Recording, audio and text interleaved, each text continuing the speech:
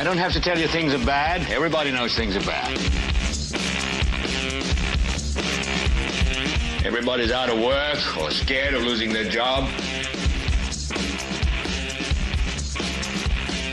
The dollar buys a nickel's worth. Banks are going bust. Shopkeepers keep a gun under the counter. Punks are running wild in the street, and there's nobody anywhere who seems to know what to do, and there's no end to it.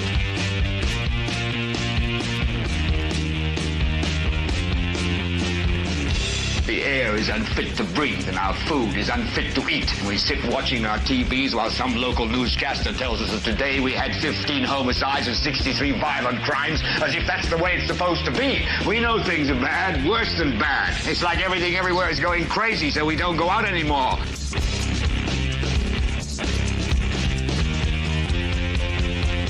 We sit in the house, and slowly the world we're living in is getting smaller, and all we say is, please, at least leave us alone in our living rooms. Let me have my toaster and my TV and my steel-belted radios, and I won't say anything. Just leave us alone. Well, I'm not going to leave you alone. I want you to get mad. I don't want you to protest. I don't want you to riot. I don't want you to write to your congressman because I wouldn't know what to tell you to write. I don't know what to do about the depression and the inflation and the Russians and the crime in the street. All I know is that first, you've got to get mad. You've got to say, I'm a human being. God damn it. My life has value. So, I want you to get up now. I want all of you to get up out of your chairs. I want you to get up right now and go to the window, open it, and stick your head out and yell, I'm as mad as hell, and I'm not going to take this anymore. Well, hello there, ladies and gentlemen. Welcome, welcome. It is Sunday, January 11th, 2026. Listen to that. I've gotten it right every time so far. Every show so far, like that's an award for me. Hell, last year, like in November, I was still saying like 2023 sometimes. So the fact that I've been able to say that it's 2026 every episode since it's been 2026 is really good. I think I've seen these commercials for people that says, do you have memory issues? Maybe you should take ginkgo biloba or whatever. I think I'm going to start taking that and see if it works for me. No, hey, welcome, ladies and gentlemen. I hope you're all having a wonderful, wonderful, wonderful weekend. Before we get started today, we do have to give a very, very, very, very special shout out, happy birthday to Alva, who turned 16 yesterday. Yesterday was Alva's birthday, and so we do have a birthday boy or a birthday girl with us. I don't, we've still not ever really 100% determined what's going on with Alva. Remember those good old times when I thought Alva was a 25-year-old beautiful girl, excuse me, a 25-year-old beautiful woman from Louisiana that was just absolutely infatuated with me. You remember that? What a wonderful time. But we weren't here yesterday. We weren't here, as it goes. And so because of that, we were not able to tell Alva happy birthday as we normally would. And so because of that, we're going to take just a moment here and tell Alva happy birthday the way that we like to do that for everybody here on the show when we know it's your birthday, when you're a friend of the show, a good friend of the show, and that's all of you, right?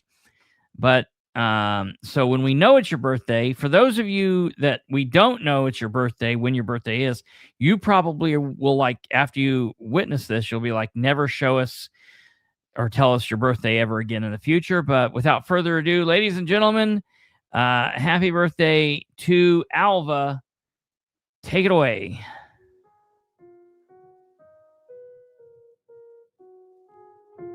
Happy birthday, Mr. President. Happy birthday, Mr. President.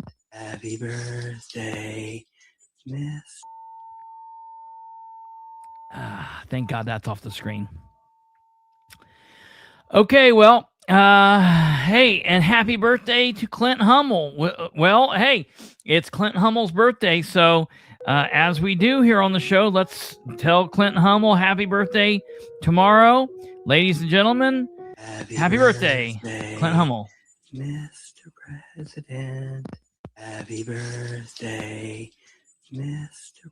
President, happy birthday. Oh, and since it was Glenda's birthday, take it away. We'll just do this the rest of the show. Happy birthday, Kate loves it. Mr. President. Yeah, it's definitely a jump scare. Okay, let's get this crap off the screen. Okay, look, there's actual people here to watch actual real stuff. There's actual things going on, and look, we're acting like idiots around here. It's Kate's fault, not mine. She loves that. No, that's not really true. All right. Well, happy birthday, all you birthday people. That's weird. People who have birthdays in January are weird. That's weird. Oh, Glenda's was not. So see, Glenda got like when you go to like Sizzler or who remembers Sizzler or Puerto Vallarta or Texas Roadhouse, and they put you on the thing and everybody comes out and sings. But the thing is, everybody that goes in there lies about it. No one's actual birthdays ever when they do it. And they come out like at Chi-Chi's singing to you. Happy, happy, happy birthday. You know, that kind of thing. That's what just happened here. Everybody, like one person's birthday, and then everybody's like, oh, it was my birthday. It's my birthday. My birthday's today. My birthday's tomorrow. Okay. So, ladies and gentlemen, it's the beginning of another week. We took off. We were here Thursday. We took off Friday, Saturday, as we do. As you're telling, I didn't want the song. Yeah, nobody does. Nobody does. That's so weird. I can't understand why nobody wants the song. That's nuts. That's crazy. Anyways, hey, we have a lot to talk about. This is going to be a busy week. This is going to be a big week. We are definitely into the election 2026 season. I'm starting to receive messages and emails and text messages, all kinds of different correspondence from candidates and chairmen and managers for candidates wanting to try and set up interviews and times to appear on the show. And you know, the policy that we've had here the last couple of years, and I hope that you guys like it and understand. And if you don't, I don't care, because Rush Limbaugh used to say that he was a benevolent dictator, and I always liked that. However, and to not steal from Rush, I will just say that I am a dictator. It's not benevolence. There's no benevolence here. It's not. I'm not kind. You can like it or not like it, and if you don't, hit the road, Jack. No, we're kidding. It's just we're gonna keep the same policy here. I'm not going to bust my butt to track down a bunch of politicians. If there is a candidate or somebody that we like, or somebody that we really want to hear from, or that you guys really want to hear from, then we will go out of our way to track them down and ask them. If you are a candidate out in the world and you are interested in coming on the program and you want to get your face and your voice and your campaign and your policy and whatever you're pushing, whatever grift you're grifting, if you want to get that in front of our viewers and listeners and people who come on, and do whatever, then contact us. You can contact us. You can let us know that you want to be on the show, and we will do everything that we can. You can send us an email to tpsprogram@gmail.com. Okay. You can also smash us up on Facebook. You can do that if you're you know how to get a hold of us. Get a hold of us. If you want to come on, don't make us chase you. I'm not going to chase people. I'm not going to ask people more than once. If you want to come on, come on. You're running for office. You're wanting votes. You need to work for them. I'm not going to work for you. I don't care that much, because more than likely you'll get elected and you'll piss me off, and I won't like you and support you anyways. So if you want on the show, come on, and I'd like to hear some. First of all, we don't know that Sproles is running. I would love to have Sproles on. I would give Sproles 2 full days. We would give him 2 full days if he would come on. I would love to talk to Sproles and have Sproles. I would love to have Prescott on.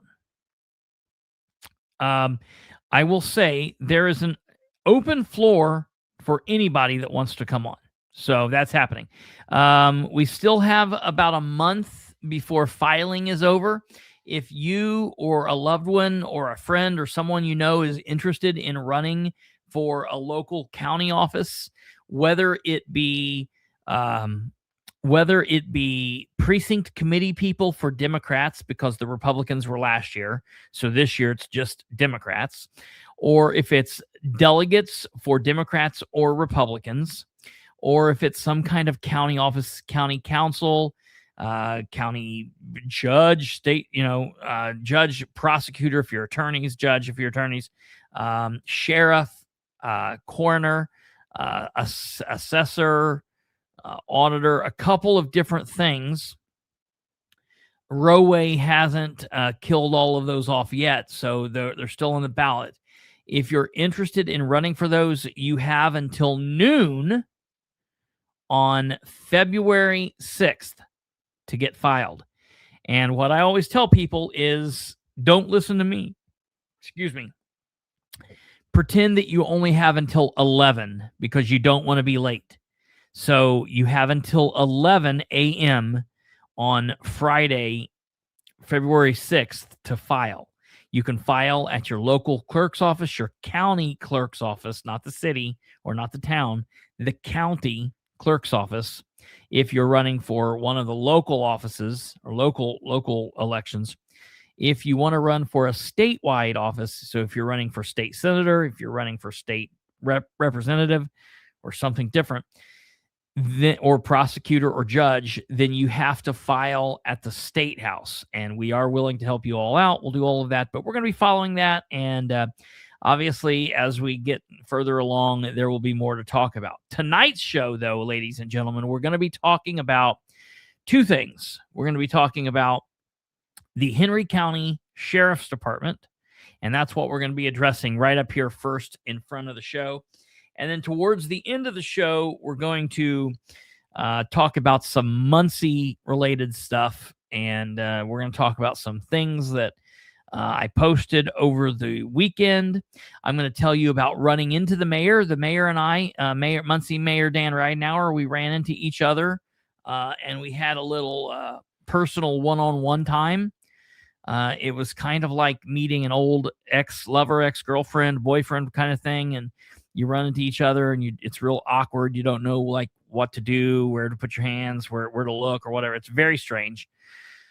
But we had a time, and it was pleasant. It was really pleasant. So we'll talk about all that, and that'll be a show. It'll be a really, really big show.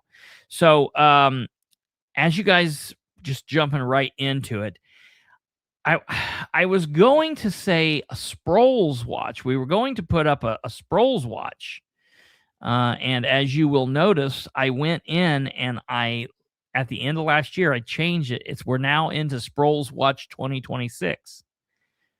But it's not really a Sproles deal. So the Sproles watch was maybe kind of toyed with right there, but the Sproles watch for this episode has been canceled.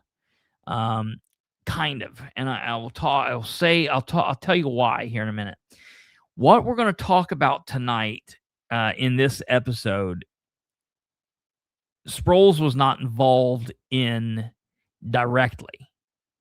Now, I think Sproles and the idea of Sproles and the mindset of Sproles and the poison that Sproles has allowed to creep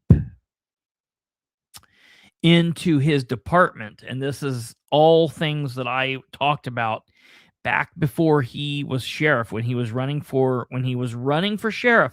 I talked about the idea of him not being a leader and it being detrimental to the men and women. I think there's just a handful of women that work for the sheriff's department. I don't think there are many. Maybe there's one or two even on the road. Probably more of them are in the jail. But the men and women that wear the brown uniform in Henry County, I said I was worried because if you don't have a strong leader at the top, you get this poison that kind of infects them. Infect is a word. It sounded really weird for a minute. And affects them, which unfortunately then affects us and citizens and people out and about in Henry County. So I was minding my own business.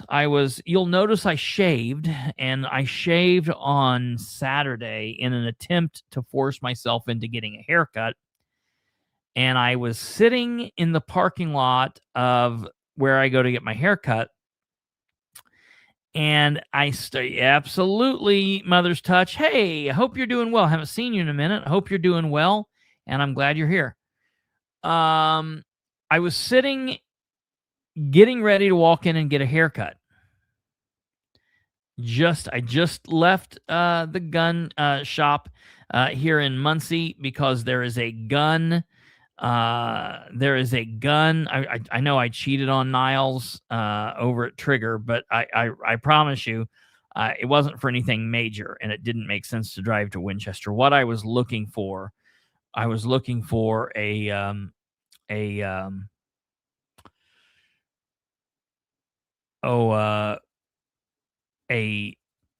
tool to tighten a red dot. I've somehow misplaced all mine. That's amazing.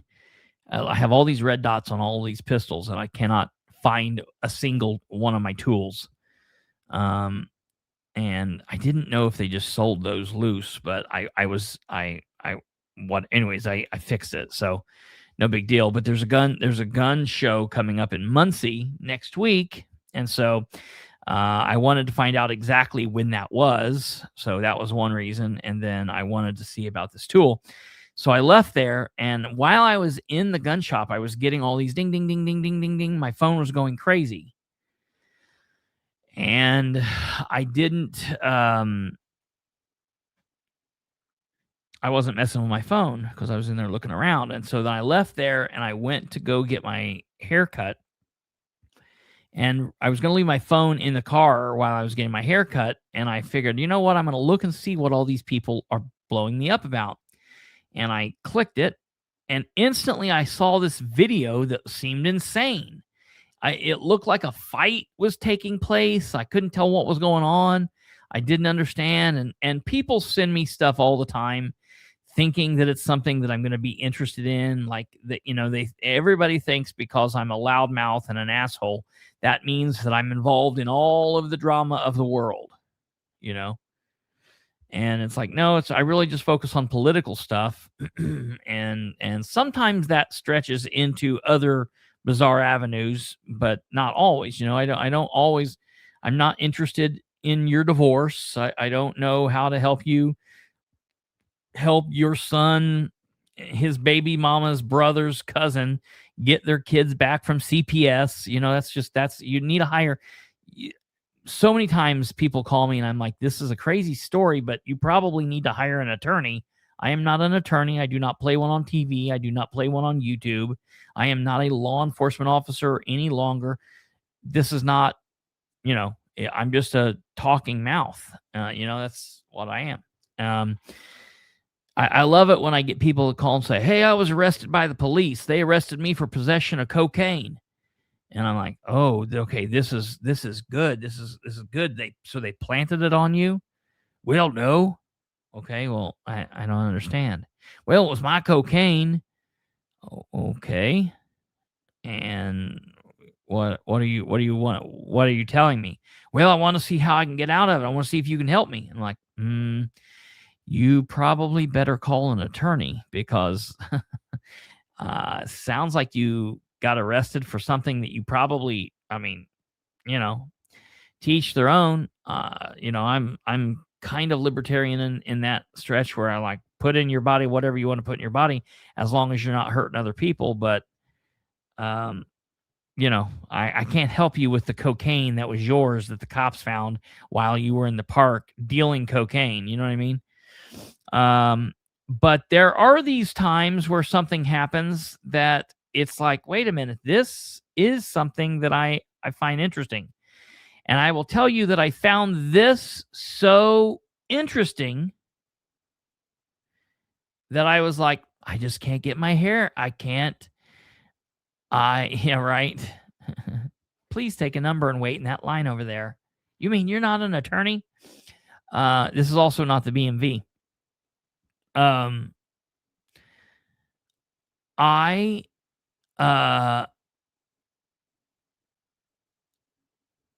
I was interested in this video that several people were sending me, and I was so interested in the video that I was like, I can't get my hair cut today. I can't get my hair cut today. So it gave me an excuse to not walk my butt into the place. I'll try to get it this week. You guys know how it is. And I left and I went home and I started watching. I started looking. I started talking to people. I didn't know where this took place. I couldn't tell. I thought somebody said, and this was my fault, not the person who sent it, but there was one person who sent it that was like related to the people. And I could have sworn the very first time I saw this, the person said, this is like my sister, my sister-in-law, my brother, something like that. And this is happening in Las Vegas. And I was like, Las Vegas?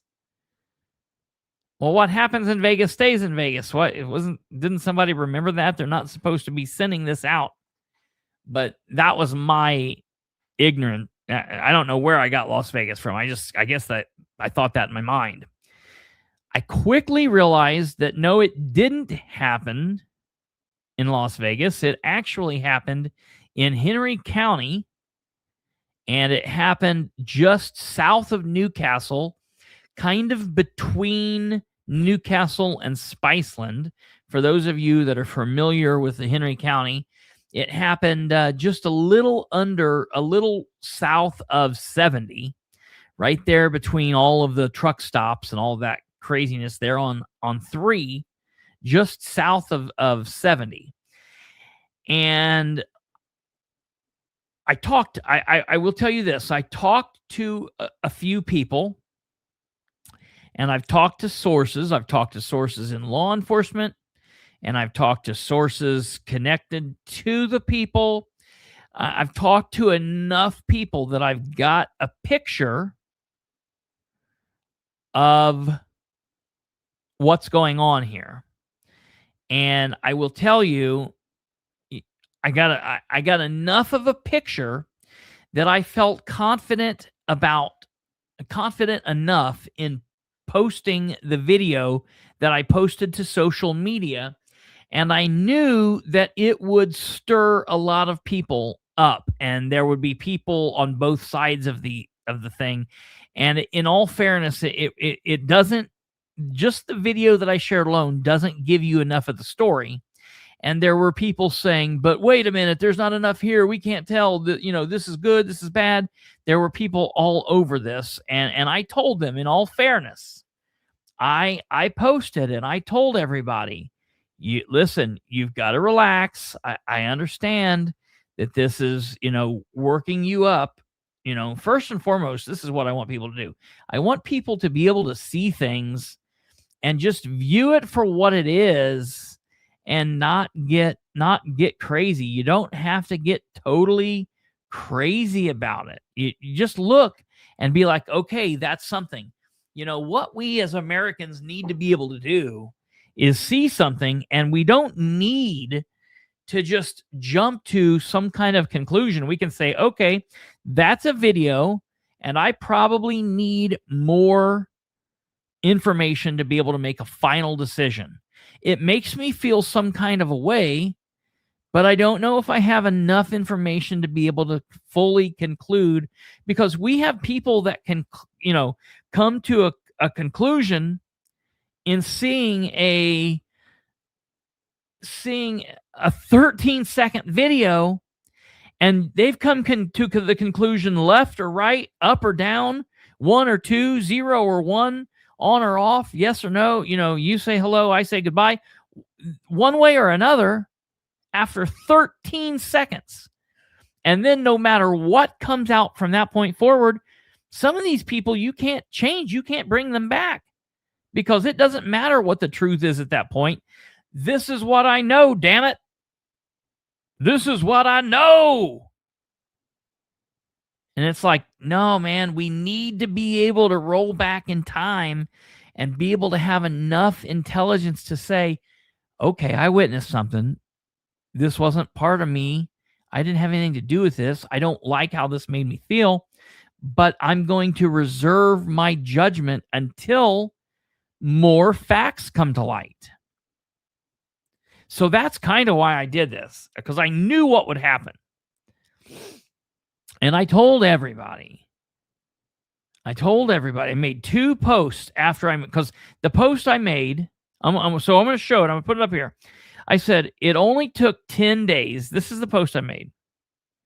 It only took 10 days into the new year for the Henry County Sheriff's Department to jump the rails and do something incredibly dumb, to do some incredibly dumb shit. Imagine that. 10 days. That's all it took. Stay tuned. There will be more to come. Okay? And then what I did was I shared the video. Okay? And I'm going to show you that right now so you guys can see this. I know there's a lot of you that have seen this.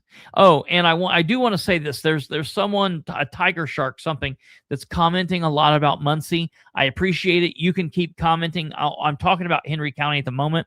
I will be talking about Muncie and the Delaware County Republican Party chairman towards the end of the show. So don't get discouraged. I am going to be talking about Muncie, but it's going to be after this topic. So hang out. You're cool. Very good. Okay. Well, so Beef Montgomery, I will tell you this. I don't care if people, I don't have to be objective because I know the story. So no, I fully believe in my opinion, because here's the deal. Based off my opinion, people didn't necessarily take my side. The thing is, people went to the other side of it. So it wasn't like they saw my title. I'm just saying, here's the deal. And you make a good point. Just because someone posts something on social media doesn't mean everyone else has to jump one way or another. There were some people that felt my way. I made the title the way I made because I know the story. I know the backstory. I have the factual other information leading up to what happened here. I'm not basing my title off the 13-second clip. So And that's the other issue that people have. Sometimes there's people that have more information than what other people have, but other people still jump to conclusions. So no, I'm not responsible for you. Listen, we're adults. I don't know you. Maybe you're an adult. I don't know. You're under an assumed name. I would assume that you're an adult. I will take that. You're responsible for yourself. My daddy taught me that I'm responsible for myself. You're responsible for yourself. And that's the way we roll around here. So I can't help what you choose to do in life. Okay. So I'm going to show you this. A lot of you've seen it. Some of you probably haven't, but this is the video that we're talking about. And then we will explain where we go from here.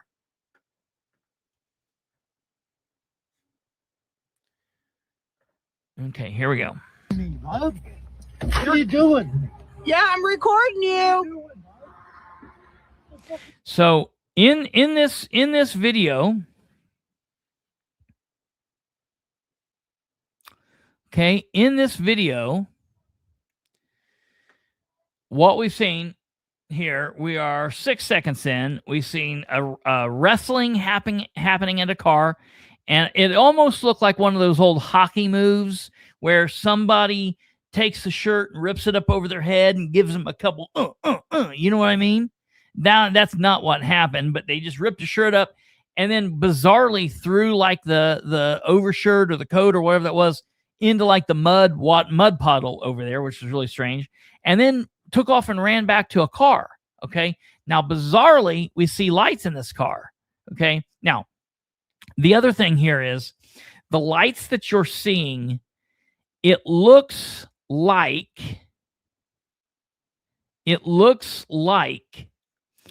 the lights are red and white only.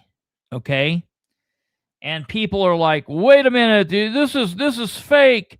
This is fake. That's not right. Because cops have to have red and blue. Okay, this is not fake. This is true. This is real. There are blue lights. I think that, number one, you can't see the blue lights the way the camera is. Maybe the coloring of the lighting behind it, but you can kind of see blue. We're going to continue on and watch the full video here, the full 13-second video. And we do have more video, folks, and we're going to talk about the more background. Listen, everybody take a chill pill. We're working through a show. It's just 32 minutes in. We got time, so everybody relax. Here we go. Me, Bob? What are you doing? Yeah, I'm recording you. What are you doing, Bob? What the fuck are you doing to me? What are you doing? You grabbed me, Bob. Okay, so David, don't make me spank you and send you to bed, nephew. No, listen. So in this 13-second clip, okay, well, here's what I notice. In this part of the clip, you've got two men that appear to be wrestling. And one of them pulls the shirt up over the other one and throws it away and then runs away. That's not normally the actions of a cop, okay? So when you're watching this, like, it would be hard to tell, like just at the beginning of this, what's going on here. This is just two men fighting, okay? So I see this cop rip this guy's jacket off, or this man rip this guy's jacket off. Yeah, I'm recording and throws it over into the water hole. you. And then disappears. And it's like, what? Where is this guy at? Then you see this guy appears to be walking, hustling back somewhere. And then now you see, he's hustling back to a cop car. So now this is the first time that we're like, oh, that was a cop? Well, that's a really weird thing. What in the hell is going on where a cop is fighting a man in a door, pulls a shirt up and a coat up over him, throws it away, and then runs back to the car? Okay, and we notice he's in a fully marked police vehicle. Okay, so he is in a fully marked car. He's in plain clothes. So now we need to talk about this time, okay? And this brings us back to Sproles, because we've had to deal with this with Sproles a lot. There was a period in Sproles' time as sheriff where he liked to make a lot of traffic stops in plain clothes while driving an unmarked car. And as we know here on the show, in the state of Indiana, a police officer can make a traffic stop in one of a couple ways. A police officer is only legal in making a traffic stop if he or she is in fully marked, a full uniform, a full police uniform, and a fully marked car. Okay, so it doesn't matter if they're on duty or off duty. If they're in full uniform and a fully marked car, on or off duty, they can make a traffic stop. That's number one. Number two, they can make a traffic stop if they are in full uniform and an unmarked car, on or off duty. Okay, that's number two. Or number three, they can be in plain clothes and be in a fully marked car if they have their badge of authority and ID on them. They can make a traffic stop on or off duty. Okay, so those are the three ways. So looking at this man and seeing no shorts and ice cream, you cannot make a traffic stop if we're doing the Joe Biden ice cream stop while we're in shorts and an unmarked car and no clothes, no uniform. You cannot make a traffic stop. Good one. Okay. So looking at this man, okay, not talking about what the deal is, not talking about what's going on. Can this man make a traffic stop? Yes or no? Ladies and gentlemen, the answer is yes. On or off duty, he can make a traffic stop. Now, most police departments are going to tell you, hey, don't be making traffic stops in plain clothes. Like, don't be out here running radar when you're off duty and pulling people over while you're in, plain clothes. That is reserved for if you're driving down the road and you see somebody smash into a car and take off, you can act. If you see a bank robbery, you can act. If you see something really crazy going on, if you see somebody that doesn't use a turn signal, you're not really. Can he? Sure, he sure can. He can make a traffic stop and be like, yo, why you being careless? He could write him a ticket. He can do whatever. Okay. You see somebody speeding? Sure, he can do it. Just depends. And this is where it really comes into play. Like, what kind of example has the leadership shown these guys? What kind of leadership do these men and women upholding the laws in Henry County have? Discretion, Felicia. Discretion. That is an excellent, excellent word. Officers have discretion. Officers should use discretion. Officers, it seems like, specifically in Henry County, very rarely use discretion anymore. It seems like discretion is just completely out of the window. Okay. Now, in all fairness, at this point, we don't know what these people have done. Has it been an armed robbery? Has it been a domestic violence situation? Maybe this officer has a very good reason to pull these people over. So you're saying this officer just said, this looks like a good car to just pull over for no reason. I highly doubt it. Greg Bertram, just relax there, buddy. We're not to the reason for the stop yet. I don't know if you just tuned in or you're just chiming in early. Relax. We're going through this step by step. Okay.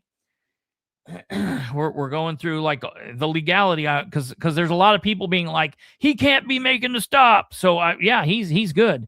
He's good to make the stop. And that's what I'm going through now. Like, maybe we don't know what these guys did.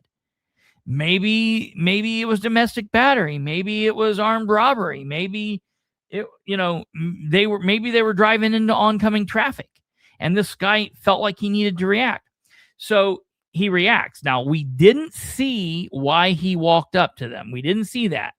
All we see is the point where there's some kind of a scuffle, and it's not like we didn't hear the cop say anything. He didn't order the man out of the car. They just wrestled there, and then after he got the shirt off of him or the coat off of him or the top layer, then he just threw it away and he ran back to his car. Okay? Now, maybe it looked like he was running back to get a gun or something, but what I know he was doing was he was running back to get on his radio, and he was calling for backup. Okay? So we're gonna let this play out. Okay? He's reaching in, and he's getting his radio, and he's radioing. We don't hear, because normally in this situation you would hear the cop saying, "Get back in the car," or "Get out of the car," or "Put your hands up." The cop is not giving any orders whatsoever. So this doesn't seem right. Something seems off here. I know we're only seeing 13 seconds. We don't know the reason for the stop. Okay? But I'm just going to tell you, from what we are seeing, something seems off. What are you doing? Yeah, I'm recording you. You don't hear the man in the car saying, "You piece of shit, you pig." You hear the guy in the car saying, "What are you doing?" You don't hear the cop say, "Stop resisting." You don't hear them yelling or cussing. The only thing that you hear is the man who's getting the shirt ripped off of him saying, "What are you doing?" How many videos like this have you watched where the cops, in the right or the wrong, are saying, "Stop resisting, give me your hands, get out of the car"? You can hear the cop barking orders. And either the person saying, "I can't breathe, I can't see, I can't get out," or "F you, pig," or "I'm going to kill you," or whatever. You don't hear anything. The only thing that we hear is the passenger of this vehicle saying, "What are you doing? What are you doing?" Matter of fact, towards the end of this video, the passenger gets out with his hands up. His hands are raised. Keep that in mind. Okay? So I saw this. Why is it the passenger door? He wasn't driving. Yeah, the man wasn't driving. This was at the passenger door. So that's the other thing. Okay, when you pull a car over, you're interacting with the driver. The driver is who you've stopped. You really don't have a whole lot of access to the passenger. As a police officer, when you walk up, you can ask passengers to give you their license, and they can comply or not, but they don't have to. The only person that gives you their license on a traffic stop, that has to at the traffic stop, is the driver. Okay? And this man was not the driver. Okay? This man who is getting the shirt pulled of him was the passenger. His wife was the driver. Now, upon this traffic stop, when the traffic stop was made, this plainclothes off-duty police officer walked up to the passenger side. And that's common. That's very common. Okay? Specifically on a highway, they'll do that. So when I saw this, I thought, you know what? I'm not just going to let 13 seconds dictate what I think of this. I'm really going to dig into this, and I'm going to reach out, and I'm going to find out what's going on here, okay? The other thing, okay, and what we're going to learn here in just a second is, and that's a very good question, Joe Tompkins, was at the time that this officer pulled this shirt off this guy, the officer had already told this car, the occupants of the car, you're free to go. So the traffic stop was over when this thing happened.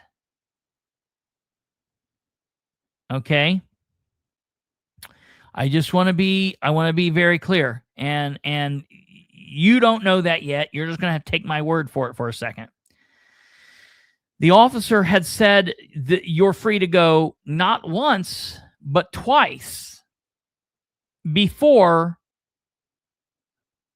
he wrestled that shirt off of the guy. Okay?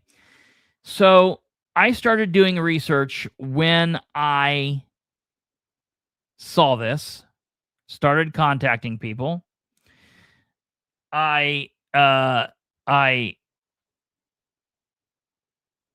started contacting folks, and I wanted to make sure, you know, I had an understanding of what was going on. Okay. So now next up, we're going to watch a video that occurs after what we just watched. Okay. And we're gonna watch this video so we can see what's going on here, and I'm gonna make this big, okay? You can still hear me, but you can't see me. So I want this to be as big as it can be, and this video occurs afterwards now. So watch this. Okay, I decided to go live because the office. This is the wife of the man. This is the wife of the man, okay, who was wrestled. And yes, Diane, very good question.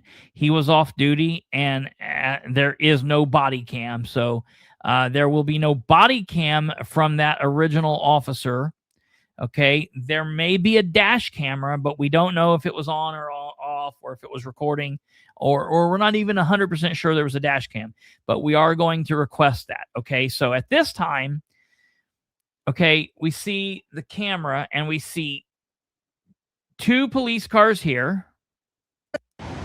Okay. I decided to go live. She pans over. There's 2 more police cars. Then there's this black sheriff's car. So 1, 2, 3, 4, 5. Because 6. This is a trooper's car. 6. And then the black car up here is 7. the officer. Okay, now that's 7 police cars. 7 police cars. 1, 2, 3 are sheriff deputies' cars. 1 is a trooper's car. And then there were 3 Newcastle cars. Okay. And while we're watching this, the man who had the shirt ripped off of him is under arrest. And I'm going to tell you, he didn't have a warrant for his arrest. This was not a warrant arrest. He's now under arrest and in the back of this car. And these officers up here are all having a powwow. Now, I also suspect, because these guys are now on duty, they better have their cameras on. They probably won't, or they'll probably be muted. I am going to be requesting all of these cameras because this is a very interesting powwow. I'd be very interested in what's being talked about. And Kate, producer Kate, who's down in the controls, doing a great job. She just put this up, and this is great. This seems like overkill for a non-warrant. So what do we got going on here? Well, we're gonna let the person recording the camera narrate for a little bit. Okay, let's listen. In the very first vehicle who was off duty. Okay, we're gonna Pulled back up us here. Okay, I decided to go live because the officer in the very first vehicle who was off duty pulled us over for absolutely no reason. The one on the far right side that's leaving now with my husband in the vehicle, after they pulled him out of the car, ripped his shirt off for asking the officer why he pulled us over, because he had no reason to pull us over. Not one person has come over and asked me to see the video of the officer that just left with my husband in the car ripping his shirt off.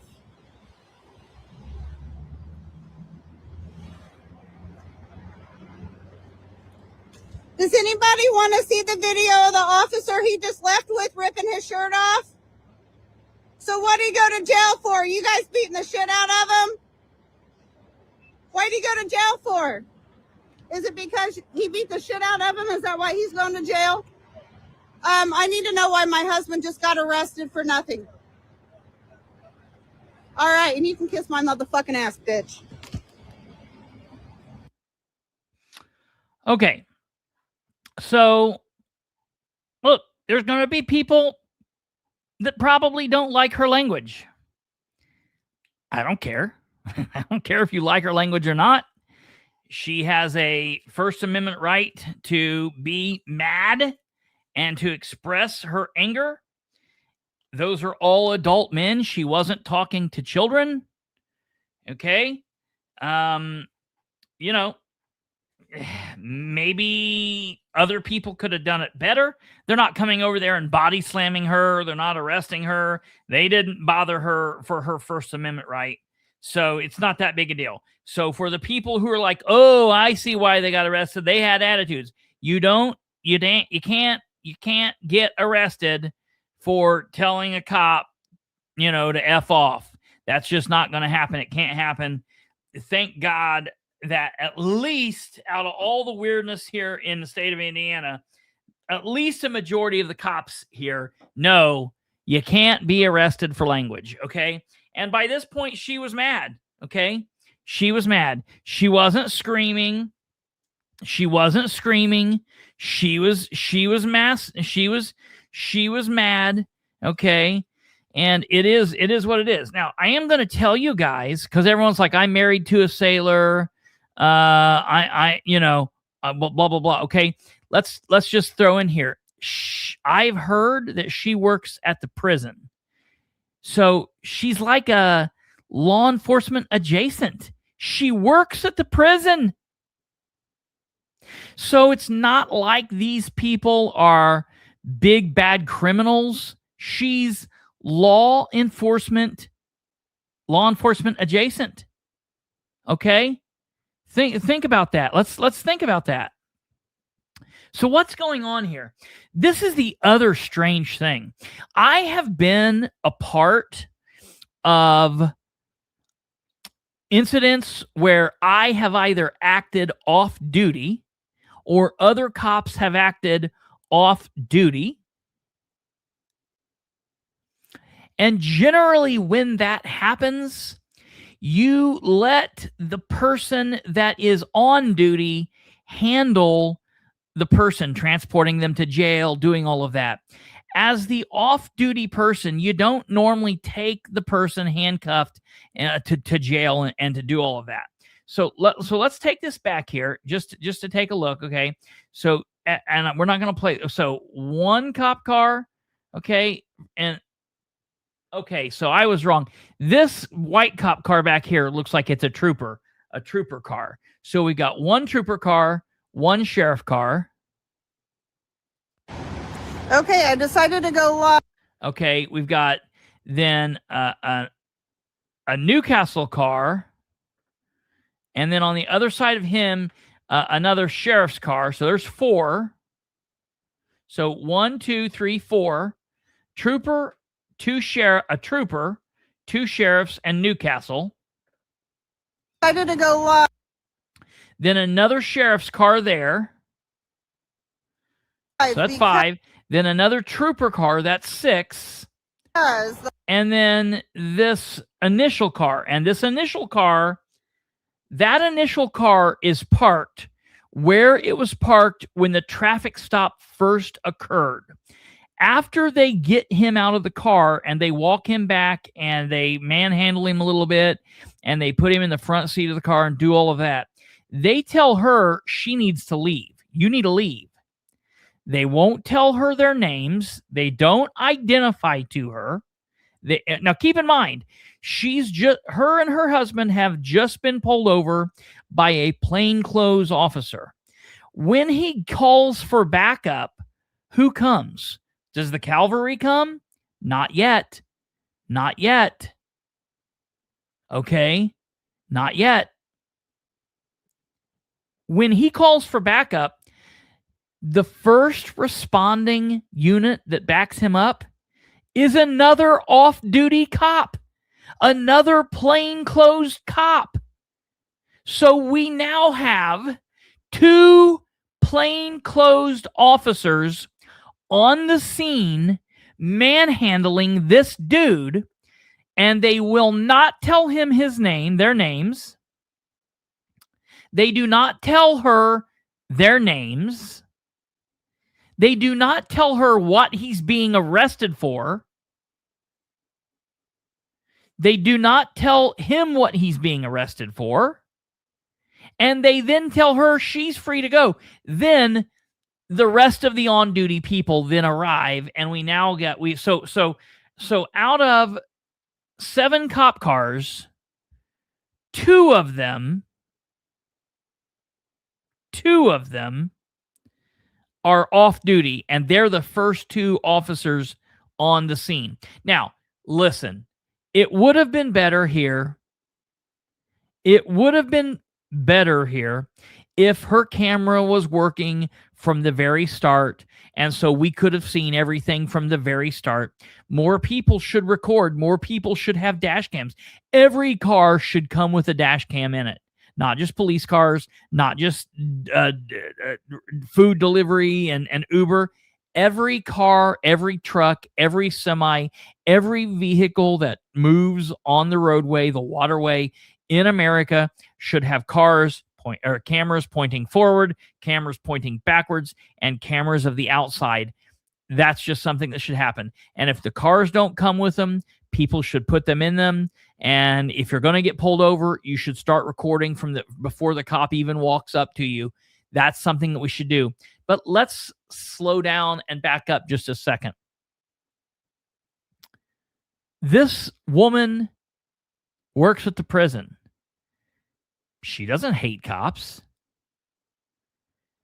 She's not afraid of police. Her and her husband aren't afraid of police. They don't hate cops.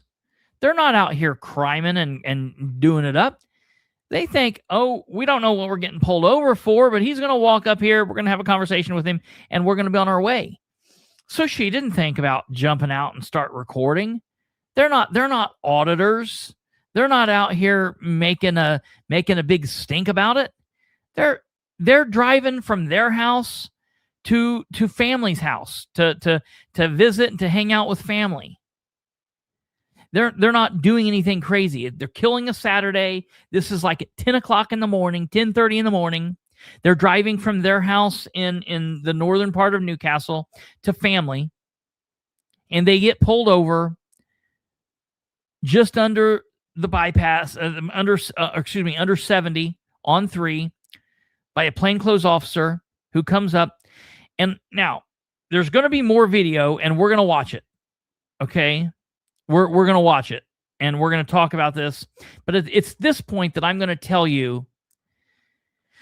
It's at this point I'm going to tell you what happened in the traffic stop from before they got pulled over to this point. And then we're going to watch the rest of the videos, and we're going to talk about this a little bit longer. Yeah, I bet she does from now on. I hope she does from now on. I hope they go get dash cams and put it in so it's just always recording. That's something that people should save up and spend a little bit of money on, okay? So these people are heading from northern Newcastle. They're out of Newcastle. They passed the Walmarts, done all of that. They're down. They're getting ready to drive under. They're getting ready to drive under 70. Okay, so for the people that are not familiar with where we're talking, I'm gonna pull this up here on the map, and I'm gonna show people just so everybody kind of has an understanding of where we're talking here. Okay, so we're in Newcastle here.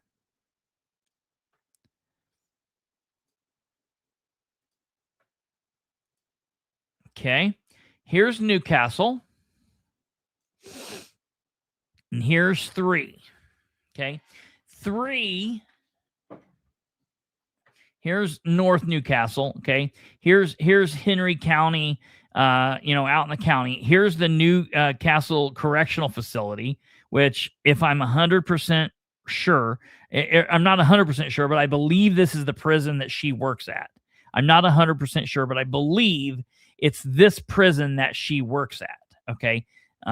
So I think that's probably accurate.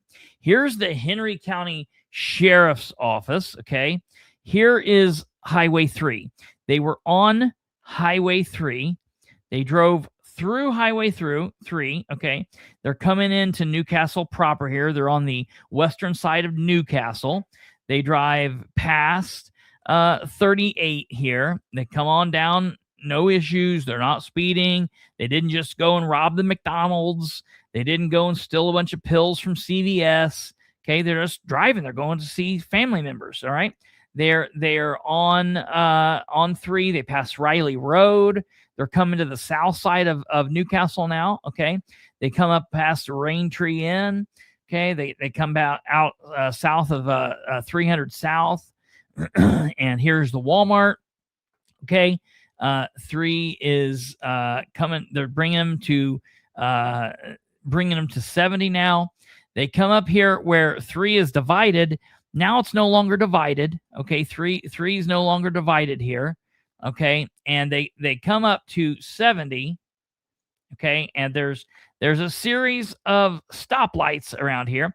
Here's the Flying J. Okay, they come up here, and basically what happens is 3 that has 2 lanes going south and 2 lanes going north.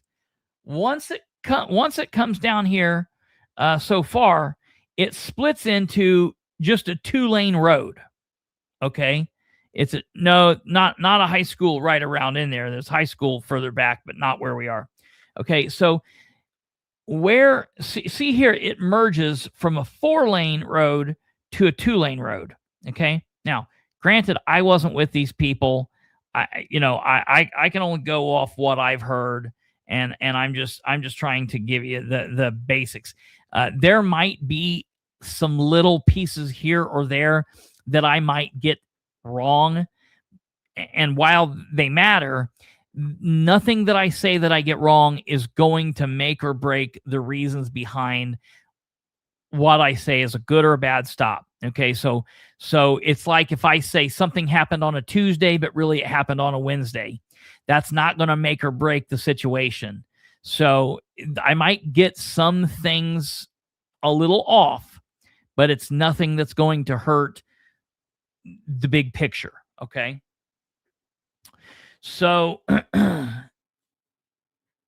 it's about 10:30 in the morning, Saturday morning. And the four lanes are merging down into one, and the driver of the car is in the right lane, or the traveling lane. And the police officer, and they see the police officer. They see him. They know he's there. They're not worried about him. They're not scared of him. He's just a cop driving. He's in the car, and the husband turns and looks. And now I'm going to tell you, and this is something that happens, officers see that, and officers are normally used to it. Sometimes it causes you to like maybe look at, what's going on. Sometimes you don't matter. It doesn't, like with this guy being off duty, I don't know why he would have gave a shit about that whatsoever. But they're driving, and You can normally do one of two things, like depending on, if they take off there, you can kind of gun it and get over, or you can like merge in. You know how traffic goes. We all know how traffic goes. Okay. So she's in the travel lane, the right lane. The officer is in the left lane. Okay. And then at some point, he like guns it and he's in front of them. So now he's no longer behind them. And he's in front and she is driving behind. And he pulls over or moves over so she can pass. And as soon as she does, he lights her up. He lights her over. He pulls her over. Okay. He gets out of his police car. Okay. And I don't know exactly. I think they're like right in here. They're like right around in here is where the stop was made. Somewhere right in here. Okay. The officer lights them up. Okay. And he gets out and he walks around to the passenger side, and he doesn't tell them why he pulled over. He walks up and asks for her license and registration. Gets her license and registration. And the passenger says, "Why did you pull us over?" That's a legitimate question. Why did you pull us over? And I don't know that the officer ever answered. The passenger says, "Your aggressive driving is what caused whatever issue happened here." So the officer is now been accused of addressing of driving aggressively. So the husband, I'm sure he has a little bit of an attitude. Okay, I don't know. Maybe he does, maybe he doesn't. But he doesn't like being pulled over. He doesn't understand why he's being pulled over by somebody that we're speaking about Henry County. He doesn't understand why they're being pulled over. And he's like, what's going on here? Because I'm getting pulled over by a plainclothes dude, very, very strange. So he says, "Your driving is what caused this issue here." The cop goes back to his car and he is sitting there and he's doing what he does. He's running them. And at this time, the two people in the car see a trooper. They see a trooper and they are hoping that the trooper's going to stop, but it doesn't look like he's going to. So the husband opens the door, stands up, and like waves down the trooper, tries to wave the trooper down. Now, a lot of times cops won't like this, and cops will tell you to get back in your car or whatever. The cop apparently has some kind of conversation with the driver and tells him to sit back down. And the guy says, "I was waving over that trooper." Now, I don't know. The trooper was waved off by the cop. The cop waved the trooper off. That's weird. You're not you're not in uniform. Why wouldn't you have told the trooper to come, to pack up? That's very strange. Okay. The cop tells the husband, the passenger, to sit back down. Guess what the husband does? He sits back down. Okay. He sits back down, but he's got the door kind of cracked. All right. The officer goes back up to the car and he says, "I'm not going to write you a ticket because you don't have any points on your license." Okay. So listen, now we're hearing more to the story. It's not like she's an aggressive driver. It's not like she's got 12 points on her license. It's not like her license is suspended. He didn't even run the husband because he never asked for the husband's information. So it is what it is. All right. So he then, when he hands them their information, tells them they're free to go. And the husband is like talking to him and like, what is going on? What was the purpose of this? Why did you do this? What's going on?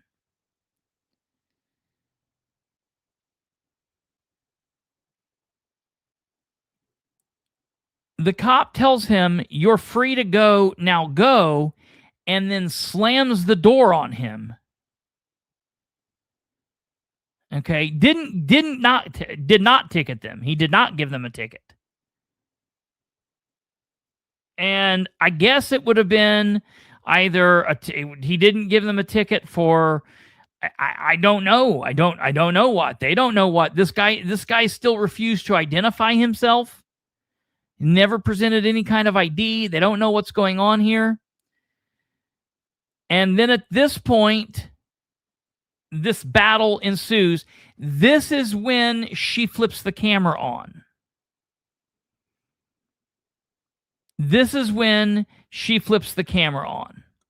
And it's at that point that we see the initial video where I showed you this initial video where we see this. Me, Bob? What are you doing?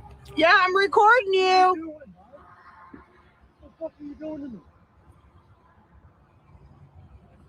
What are you doing? We still see the husband's not running back and attacking him at the car. We can hear the husband saying, what are you doing? What are you doing? He's not even yelling it. What are you doing? What are you doing, you pig? What are you doing, you piece of shit? He's saying, what are you doing? What are you doing? What are you doing? What are you doing? So this dude goes back to his car and calls in backup. And the backup that comes is another plain clothes officer, which is just wild. It's like I never understand what is going on with all of these plain clothes officers that are running around Henry County answering all of these calls for service. It's very bizarre. It is very, very, very bizarre that this is happening. This is the reason here, and get this, the reason that the rest of the police showed up is not because this guy called for backup. It's because while all of this chaos was going on and the cop was fighting, the wife called for 911. That's also why we don't have more video, because she would have liked to have videoed, but she called 911 and was requesting, look, I got some dude. At this point, hell, maybe she don't know who this guy is. Maybe he stole this. Egos, absolutely. So all of the other cops show up because she called 911. Okay? So they all come because she called 911. But then when she calls 911, they don't, at that point, ever want to talk to her. They don't ever have, it's like they've got nothing to say to her. And they don't ask, it's so very strange what they're doing, the whole thing they've got doing. They then, when the other plainclothes guy gets there, the two plainclothes guys, the second plainclothes officer never identifies himself. Okay? He never identifies himself, won't tell him who they are, won't tell them. They get the husband and take him back to the cop car, rough him up a little bit. He falls, he slips in the mud. They handcuff him, and they throw him in the front seat of the car. They don't buckle him in. And then when everybody gets there, they tell the wife, you're free to go. You need to leave. You need to leave this area. So she gets in the car and drives into the parking lot and is filming them. The first plainclothes guy that pulled them over pulls away with her husband. Dude, hopefully she sees him again. Like, are they taking him off somewhere to do God knows what? They take him to jail. They book him into jail for disorderly conduct and resisting law enforcement. Now, here's the deal. Do more of that do justice, love mercy, be humble stuff, right? Absolutely. Absolutely. That's a very good point. That's a very, very, very good point. Well, so let's talk about this, okay? So I want to show you here really quickly. I want to show you one more time here where this arrest took place. Yes, this is all. I don't know if it's Sproles trained, but it's Sproles led. Okay, definitely people Sproles led. So this is happening here. Okay, we're gonna pull out of here. There's a kitchen and a towing and tire. There's some fuel trucks. There's no houses around here. There's a Spiceland grill and venue. You know, there's a house over here. They didn't see it. There's houses way down here. They weren't bothered. We can go up and listen to the guy. The guy is as loud as the guy got. Let's listen to how loud he got. Okay, so you see where he was. There's not housing complexes.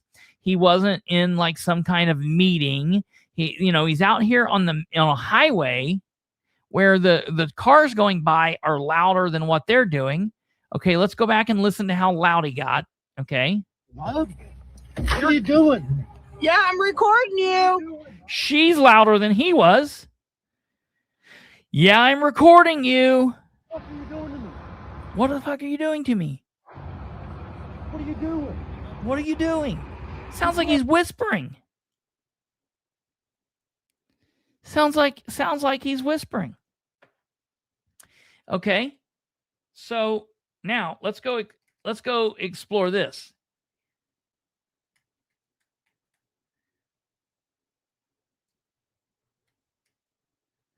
Okay. Indiana disorderly conduct is defined in the following manner. Okay, it's Indiana IC code 35, that's my dyslexic there. 35-45-1-3. All right. A person who recklessly, knowingly, or intentionally engages in fighting or tumultuous conduct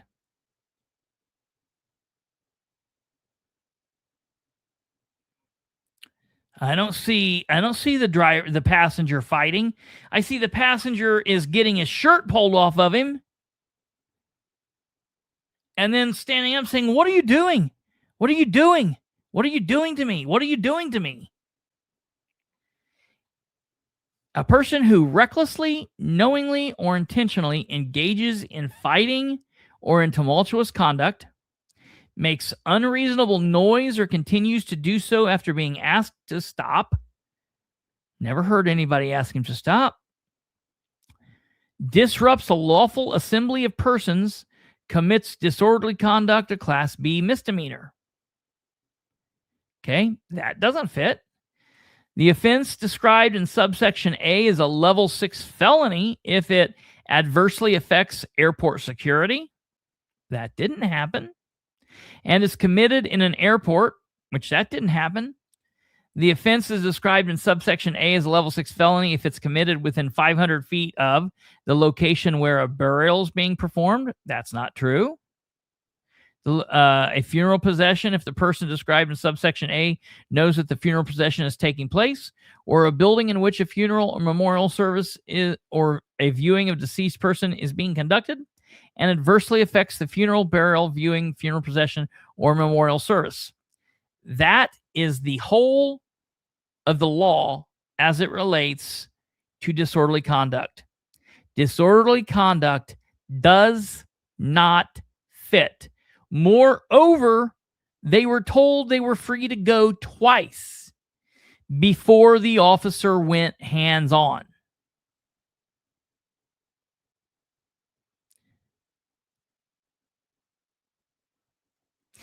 Ding, ding, ding, ding, ding, ding, ding, ding, ding. Kate has it right. I'm sure most of you have it right.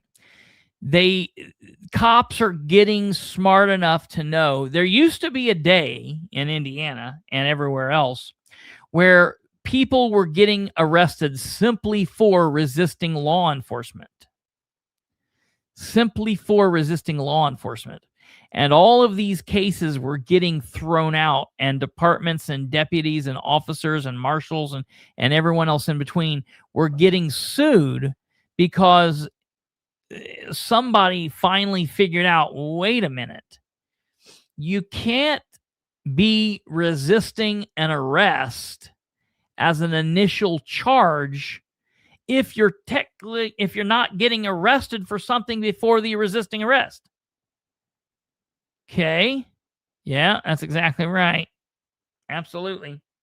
All right. So let's just for shits and giggles, let's go take a look at resisting law enforcement just so we can be, we are doing everything because we want to do more than what the cops are doing.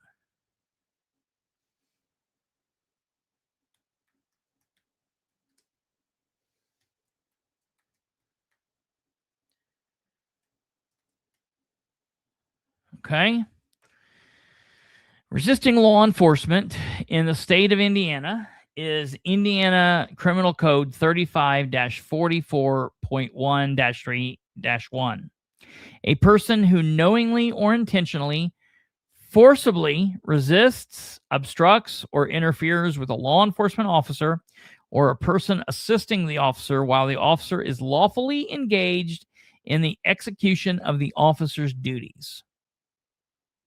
So right here we are. Right here we are.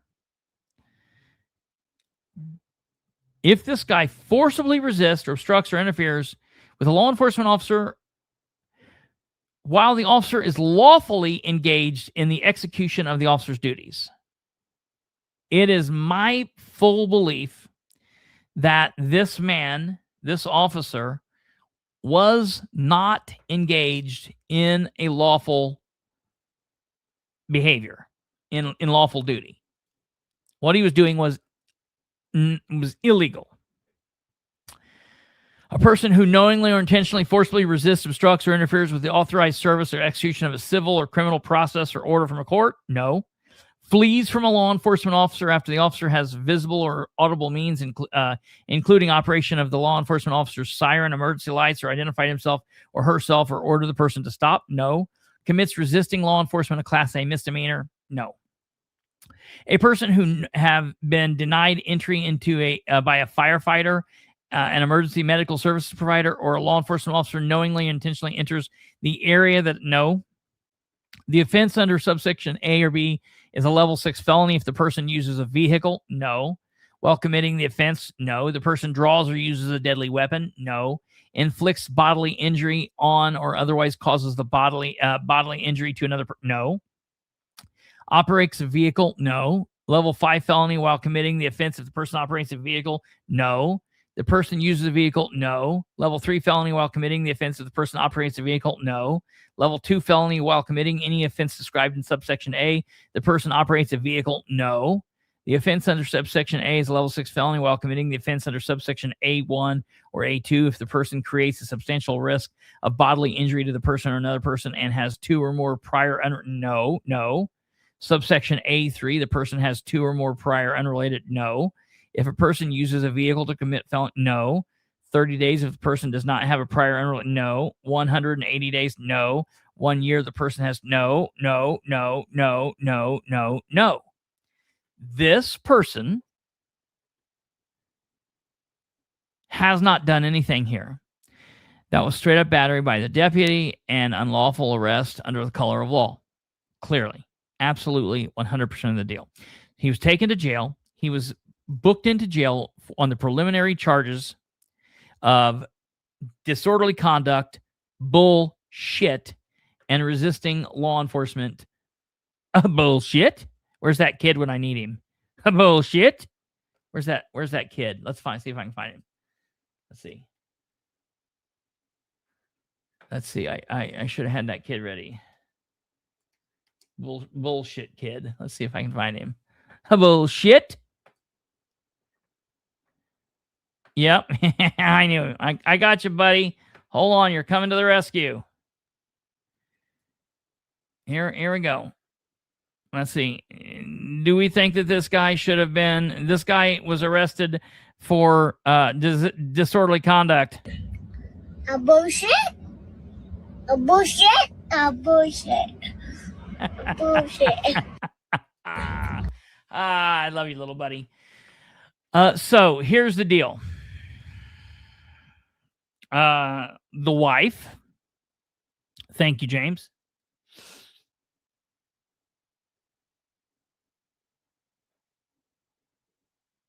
Jason Rigney. Let's see what he's saying here.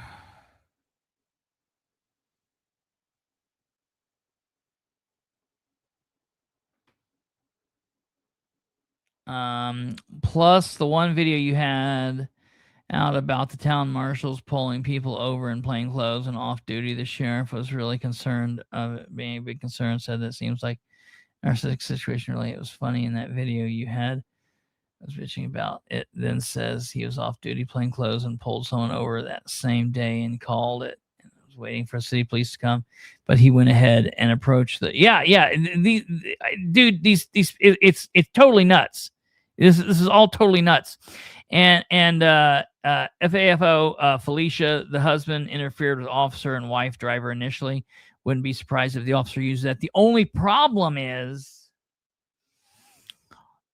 he told him he was free to go before all of that. So it's not like he was like, hey, you interfered, He had already given them back their driver's information. And let me tell you, in the state of Indiana, when the officer hands back your information, the traffic stop is over. That's what happens. Okay. This is a problem. And I'm going to say this. I'm going to put this out there. And I want to make this very clear. I'm going to put this out on record. I've already typed up record requests, sending them in to the Henry County Sheriff's Department for any bit of the information, and they're gonna dick around. But I'm already gonna send it to their attorney. I'm gonna be like, look, don't be dicking around with this. You got to get this to me. Get this to me now. Let's not screw around with this, because we all know what's going to happen here. And so I just want to be very clear. I'm also going to send a letter to the Henry County prosecutor, okay, because I want Michael Mahoney to know that this whole thing is a bullshit, and that he would best be better served by filing this in the no file case. Don't add any bit of your nonsense to this. Michael Mahoney, a nice guy. He's a nice man. I like Mike. He's a nice guy. Michael is a good man. He is a gutless coward of a prosecutor. He slimed up next to Sproles, and I guess so Daddy Sproles can protect him or whatever. And he normally bends to Sproles' will. But I want to tell you, Mike, your office, the weight of your office, the weight of your authority, the weight of your badge is more so than the sheriff. All right? Start using that, sir. Pull away from the sheriff and do your own thinking. Do not include your office in this mess. Do not charge this man. Do not charge his wife. I mean, his wife's not been charged with anything. Don't do anything related to this. Matter of fact, it would probably be a good thing for you to consider charging the officer. Charging the officer would probably be wise. Look, I'll even let you call a grand jury. Call a grand jury and ask them what they want to do with the officer. Okay, if you guys don't want to make up your own mind, but just don't add to this bit of nonsense. I would highly recommend that these people sue the ever-loving shit out of Henry County, because now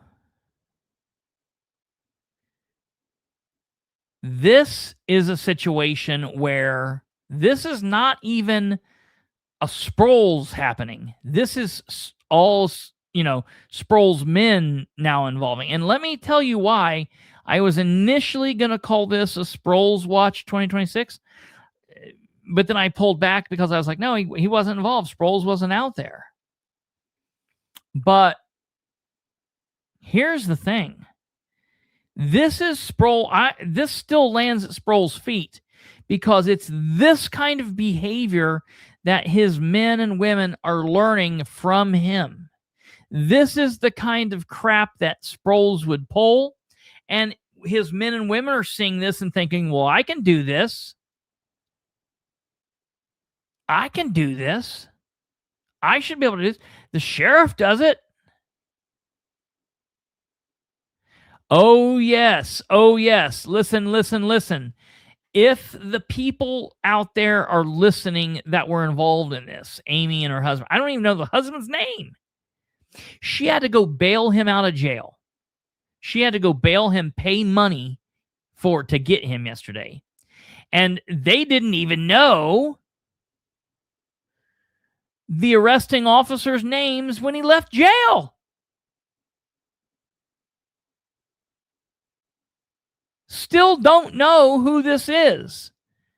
Now, everybody's done a little bit of research and looked up pictures on the sheriff's department page. Now, I am not at this time going to name the deputy because I don't know for 100% sure. And it's out there. If you want to go see it, go look for it. It's out there. I'm just not going to name him yet because I want to know for sure. I don't want to, we're not going to dox somebody that it could be, that it could, maybe not, whatever. We're going to be careful on that.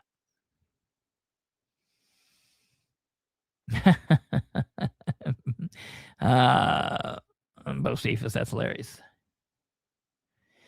Yeah, this is a big deal. This is nuts. It's scary. Sproles encourages this type of policing. All you have to do is listen to any of his interviews. Yeah, right. Absolutely. This is crazy. This is what, ladies and gentlemen, I've said. This is what I've said since October of when did Sproles, what year is this? Is 26, 25, 24, 23. So October of 22 when Sproles ran, and I said after watching his crap on the Boss Hog of Liberty and with Landon Dean, and I said, listen, if you elect this, the people of Henry County are going to pay. You're going to pay. It's not going to be good. Hello?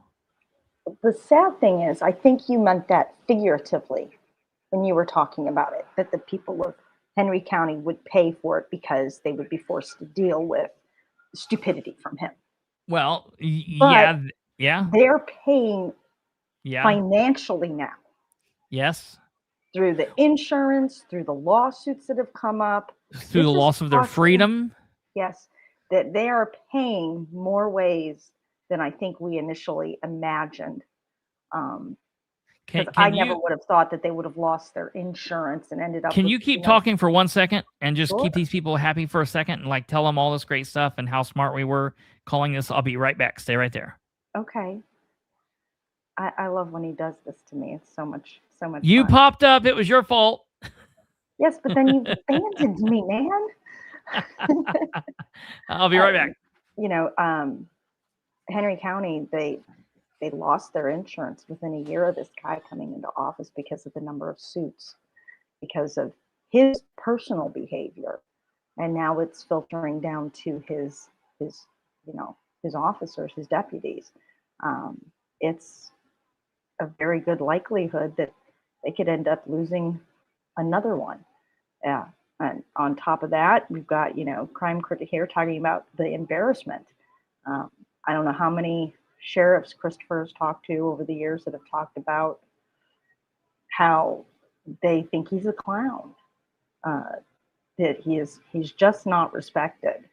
So yeah, probably a pee break, which is fantastic. So Kristopher did call it, saying that the citizens of Henry County would pay if he was elected. That it's just, they're paying in a lot more ways than I think that Chris had been alluding to initially. And it's really unfortunate for the citizens down there.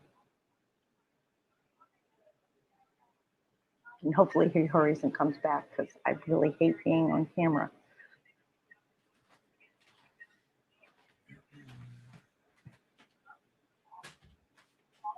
So if they're smart, they will do their best to get out of this pretty quick. As Kendall says,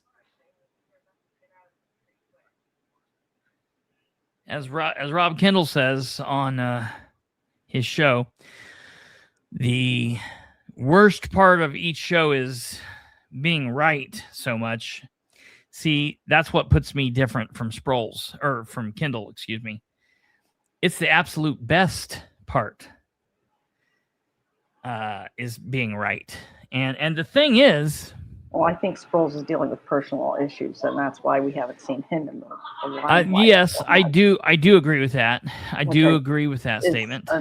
Which I don't wish on anybody, but yeah, it's unfortunate, but man, it's when you wind people up and you're not a leader, when you don't have the wherewithal to do the job. Sproles doesn't have what it takes to be a cop. Sproles is one of the bullies. Sproles is one of the guys that was like, I don't think he was like picked on. I don't know. I don't know anything about him.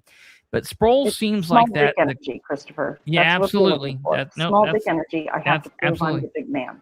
Yep, that's exactly and he right. gave me an iota of power, so now I'm going to prove that I deserve it. Yes, David. Yes, you're 100% right. Sorry, that's not a nice thing. No, that's 100% right. But he's the best term for it, I think. The quintessential person that is like the cop that shouldn't be a cop. And then on top of that,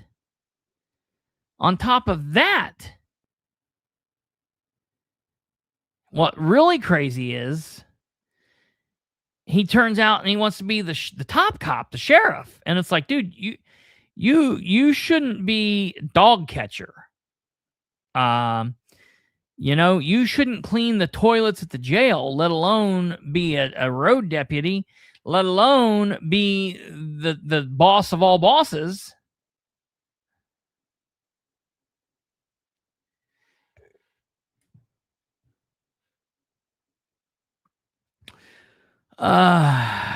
KDG 96.3. So is he going to give the sheriff's side of the story or just Amy's? Hey, if the sheriff well, it's not the sheriff, it's a deputy sheriff. If the off-duty, out of control deputy sheriff wants to come on and say what happened, he's more than willing. Matter of fact, I will give, here's my phone number. He can text or call me if he wants. He's more than welcome to call or text me and tell me his side of the story.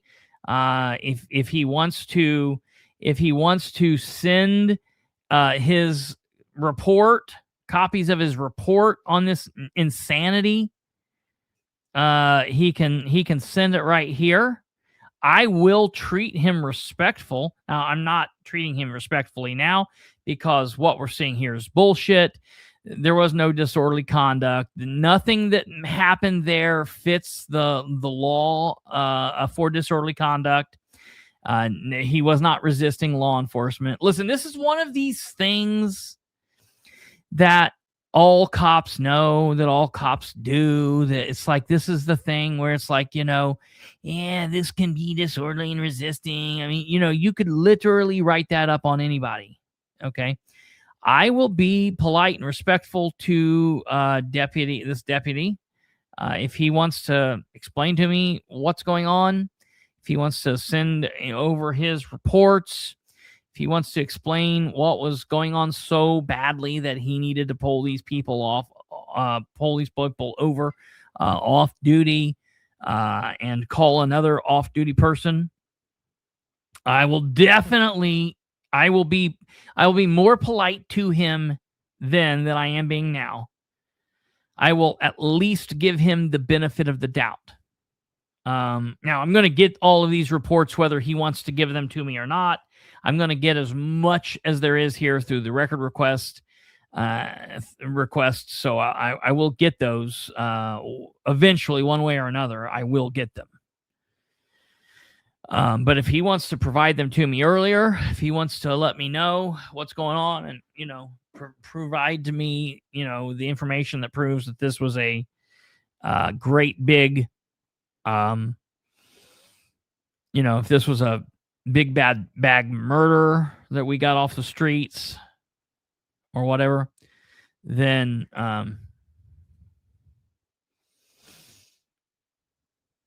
And I'll be honest. The thing is, this is not just Amy's side. This is other people that I've talked to. I've talked to more people than just because listen, I'm aware. I was an officer. I know how it goes. I know there's always three sides to every story. Okay. I know that the camera sometimes flips on at the exact right time to make something look like something. And I don't know Amy or her husband from Adam and Eve. Okay. Don't know these people at all. Maybe they're psychopaths. Maybe this was completely justified. All right. From what I'm gathering, it's not. And I will even go as far as telling you that I have talked to law enforcement officers from the Henry County Sheriff's Department. And I will tell you that there are some that are just absolutely mortified about this. There are literally, and listen to what I'm telling you, there are literally Henry County Sheriff's deputies who are deputies currently, who are on the road as deputies at this very moment. And I don't mean they're working at this moment. I'm not outing people. I mean, they're current active deputies of the Henry County Sheriff's Department that know more about this than even I do. And they're saying, oh my God, why did this is so bad. This is so stupid. This is just another one of these dumbass things. This should not have happened. And there are cops from other places that, he called me a pig after I told him they could leave. And you know what? I'm not even going to jokingly say that because I don't think that this guy did this. So, that's the thing. And besides the Henry County Sheriff's deputies that I have spoke to on the condition of anonymity, there are other law enforcement officers from small towns, officers from other sheriff's departments, officers from bigger cities that are saying this was an absolute joke. This should not have happened. So I'll be following this. There's going to be more to come from this. This is not the end of this.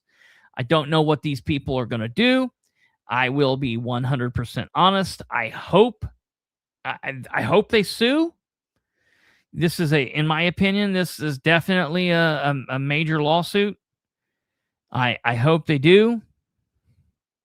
And I don't believe that I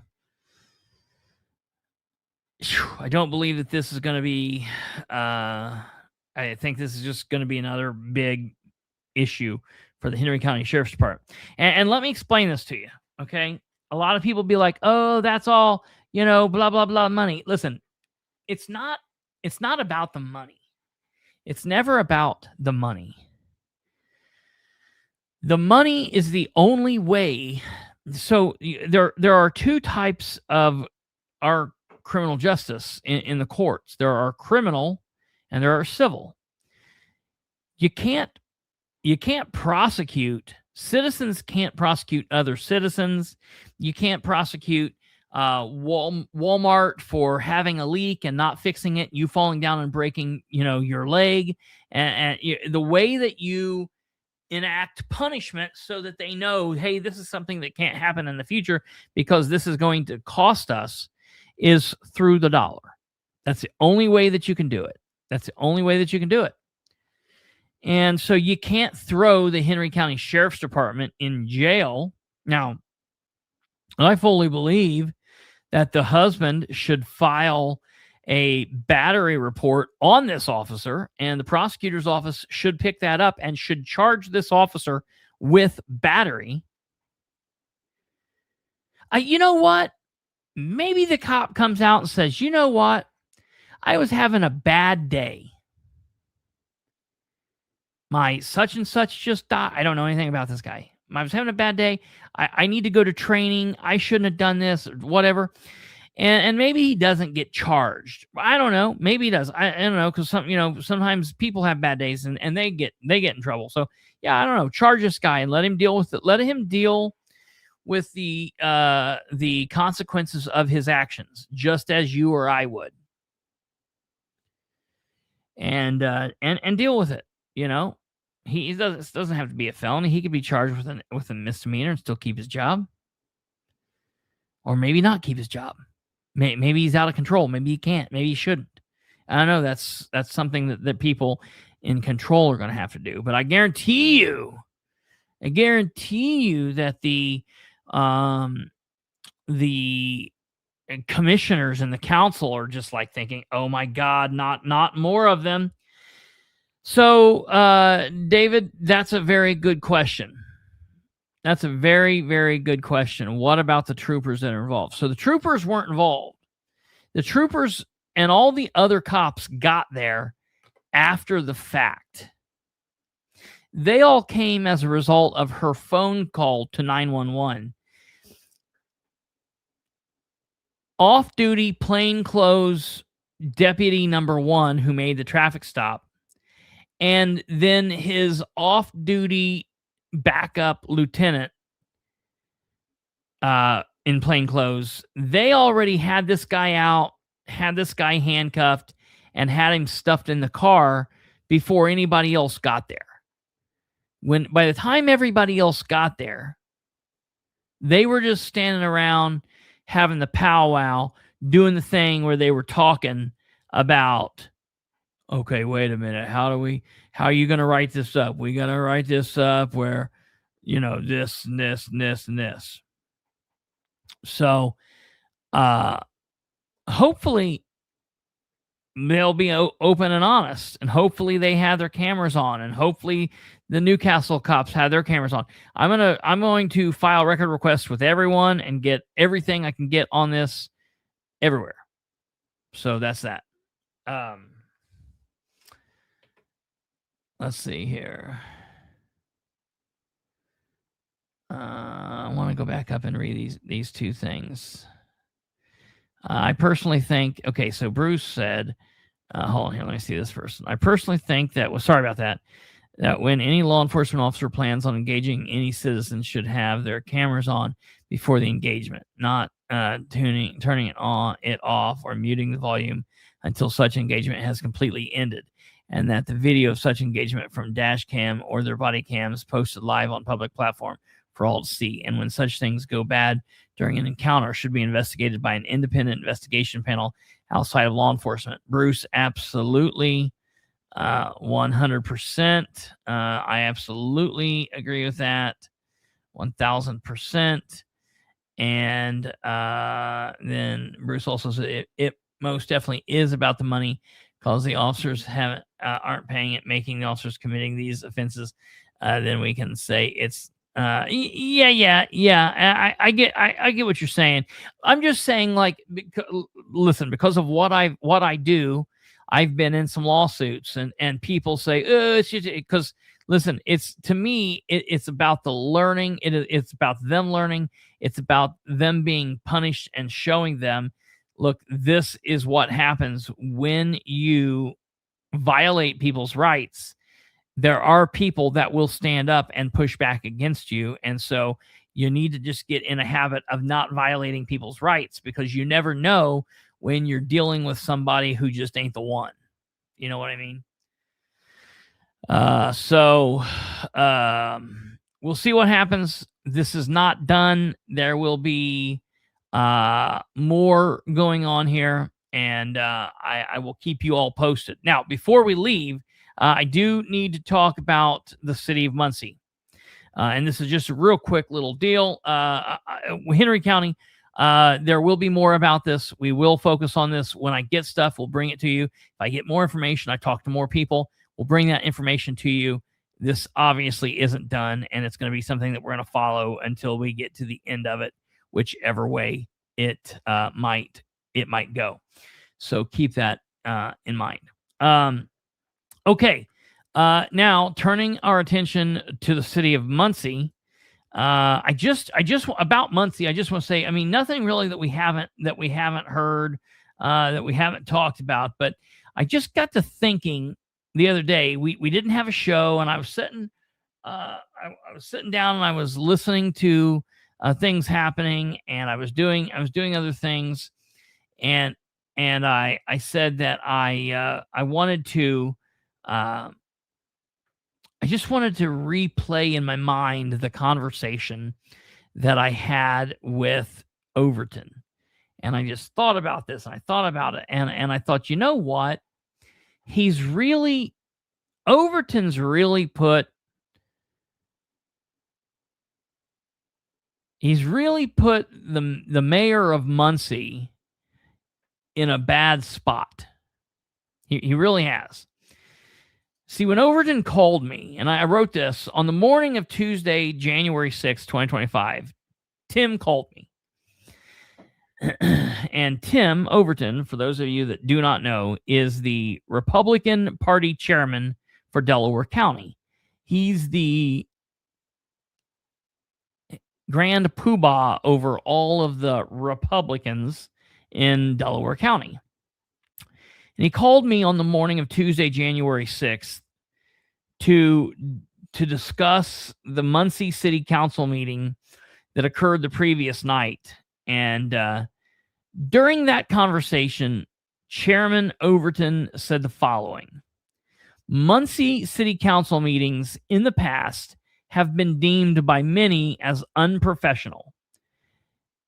And the unprofessional look has chased out at least 2 businesses from Muncie. So we're trying to do things more professionally and orderly in order to draw business in.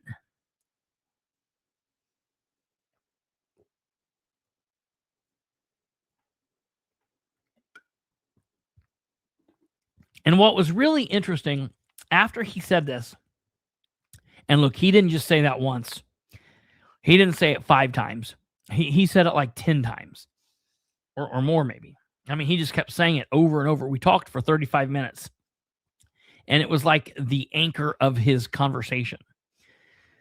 But really what pissed me off about that phone call is that he he tried to spin our conversation to say that I agreed with him because I had said at various points and in the past that yes, the last several years there have been chaotic and disorderly Muncie City Council meetings, but not because of citizens. And I tried to tell him this, and at one point I even yelled at him and told him, do not put words in my mouth. Stop. Do not put words in my mouth. You are not listening to what I'm saying. You're not hearing, and you're gonna shut up and listen to this until I get this through to you.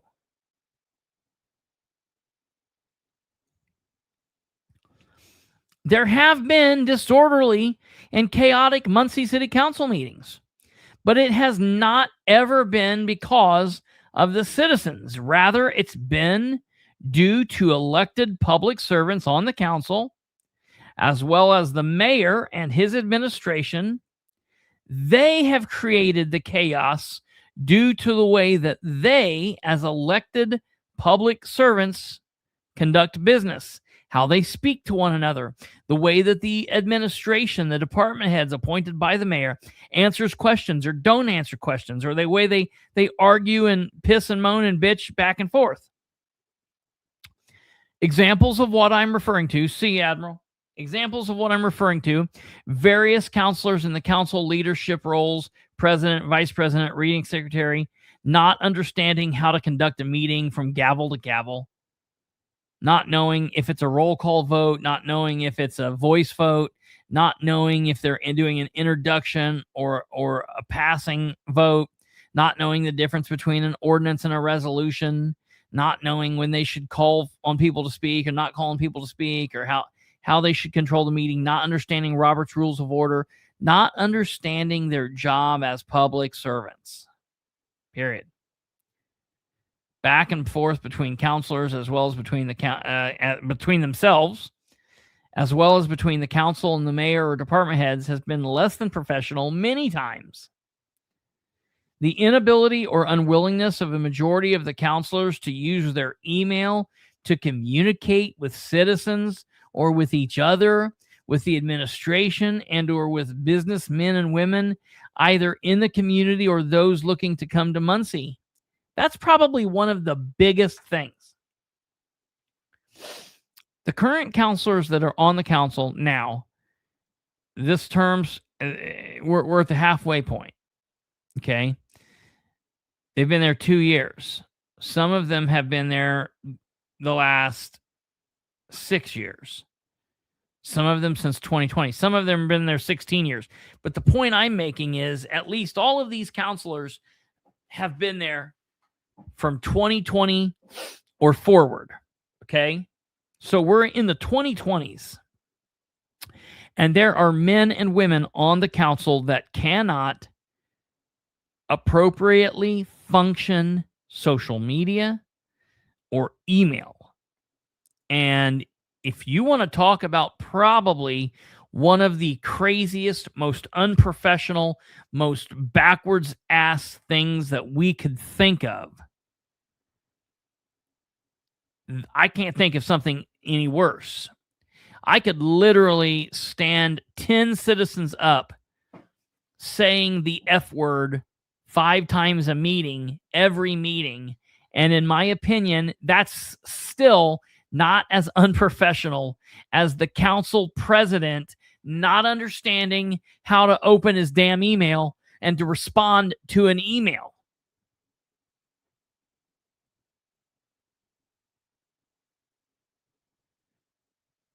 That's insane. Totally crazy to me.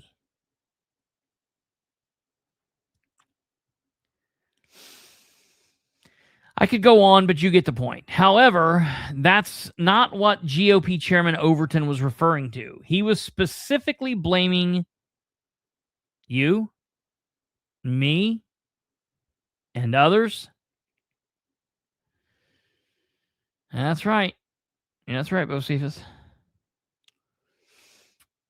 He was specifically blaming us, me, who dared attend the meetings and listen and engage with the counselors, and he was adamant about it. Over the course of the 35-minute phone call, he repeated the same point multiple times over and over and over. He would say, these new rules are needed to help bring business in. The unprofessional look has chased at least 2 businesses out of Muncie. But when I asked him which 2 businesses didn't set up in Muncie, he either didn't know or wouldn't say. I then asked which specific Muncie City Council meetings they watched that were out of order, out of control, chaotic, and or disorderly. And amazingly, he either didn't know or wouldn't say. Well, that's not good enough. That's not good enough.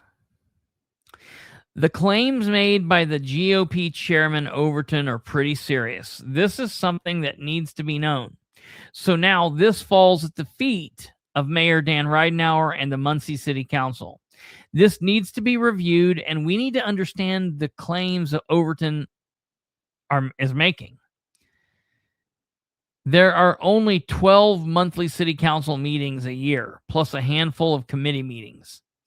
So it should not be hard for the administration to identify which meetings Overton is referring to. And obviously, this is something either the mayor or a city councilor told Overton.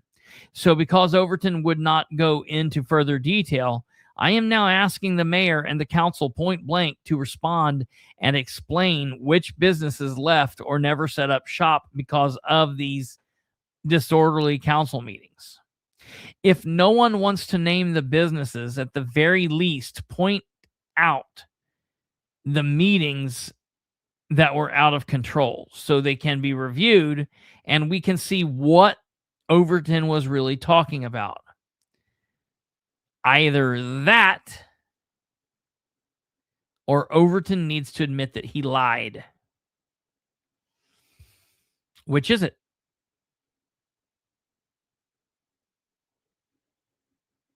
Did he lie?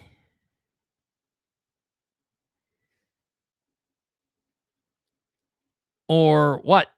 We need to know. So I've asked them. I've asked all of the people that would be in a position to know. I've asked Muncie Mayor Dan Ridenour. I've asked the mayor's ass, Shireen Wegley. I've asked the communications director, Amber Green. I've asked all 9 council members, Green, Powell, Garrett, Gullion, Dishman, Harold, Mason, Basham, Selvey, and McIntosh. I've sent an email, and I'm waiting on a response.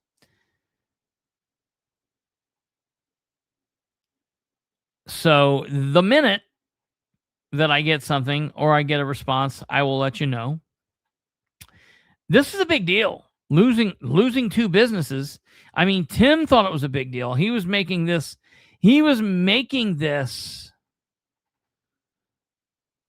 almost a capital offense. So, I don't know. Time will tell. Disorder, you mean like the admin not answering questions or ordinances being put forward that council didn't authorize? Yeah, very much. That's exactly what I mean. I could see businesses saying, "Holy shit, what are these people doing?" I could see that.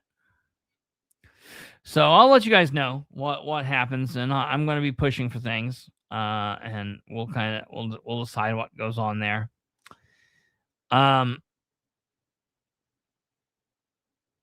And I'll keep you guys posted. I also, this is the last thing, I saw this moving really quickly on from the city.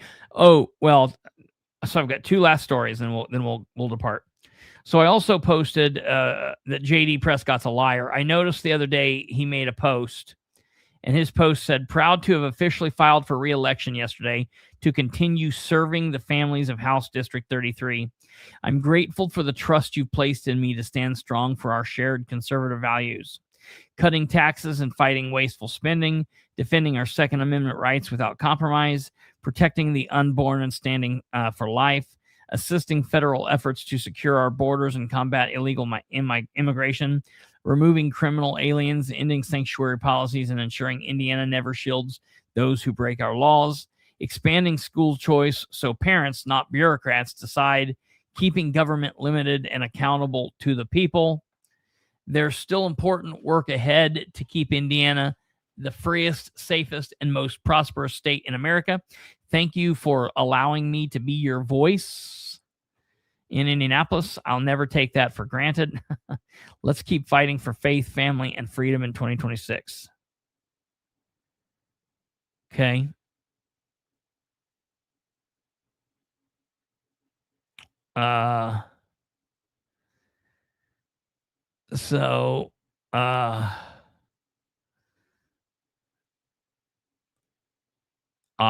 wanted to say good night.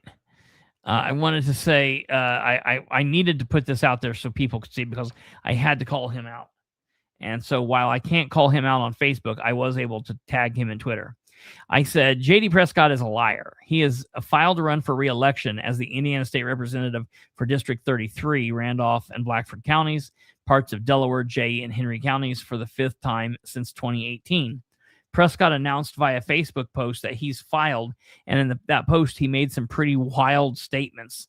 A screenshot of that post is below.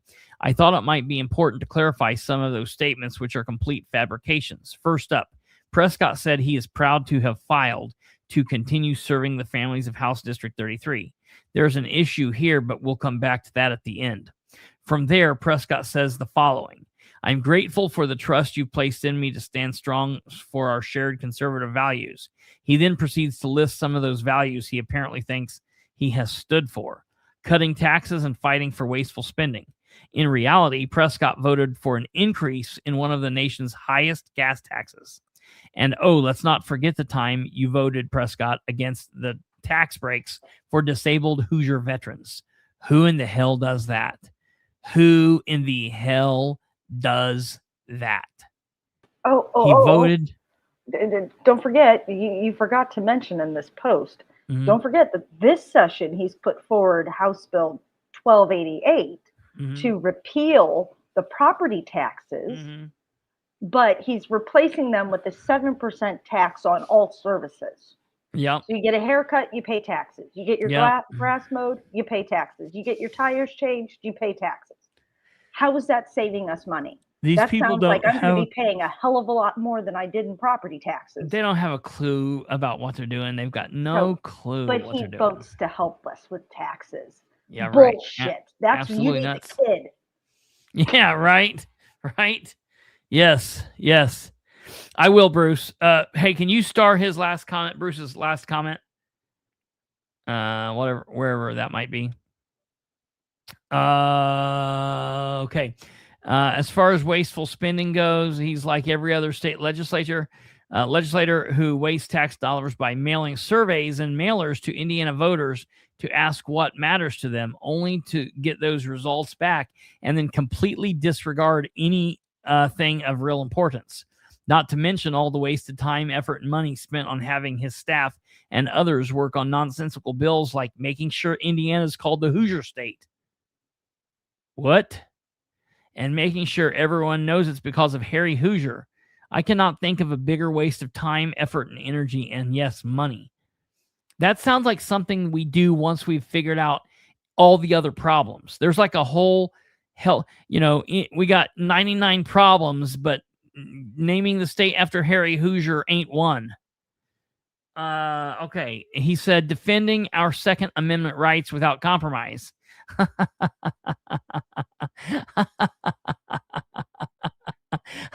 That's why he voted on red flag laws. What an idiot. Protecting the unborn and standing for life. Again, he must have forgotten the times that he voted against pro-life amendments, and he must not recall the time he didn't follow through on his promise to Hoosiers for life, which, by the way, they do not back him, they do not like him, and they do not stand with him. They say that he is not for pro-life and the Hoosiers, the unborn Hoosiers. He's for doing the things that he think can get him ahead. He's not actually for. He says he is, but his actions don't line up with his words, and actions have to speak louder than words, folks. He says he's expanding school choice so parents, not bureaucrats, get to decide. Again, this is laughable. He must be ignoring the fact that he and his partner in crime, State Senator Scott Alexander, pushed through amendments to SB 1 to close one of the schools in their district without any input from the school administrators, teachers, parents, or students. I'll give Prescott a nod on his immigration legislation. But hell, even a broken clock is right twice a day.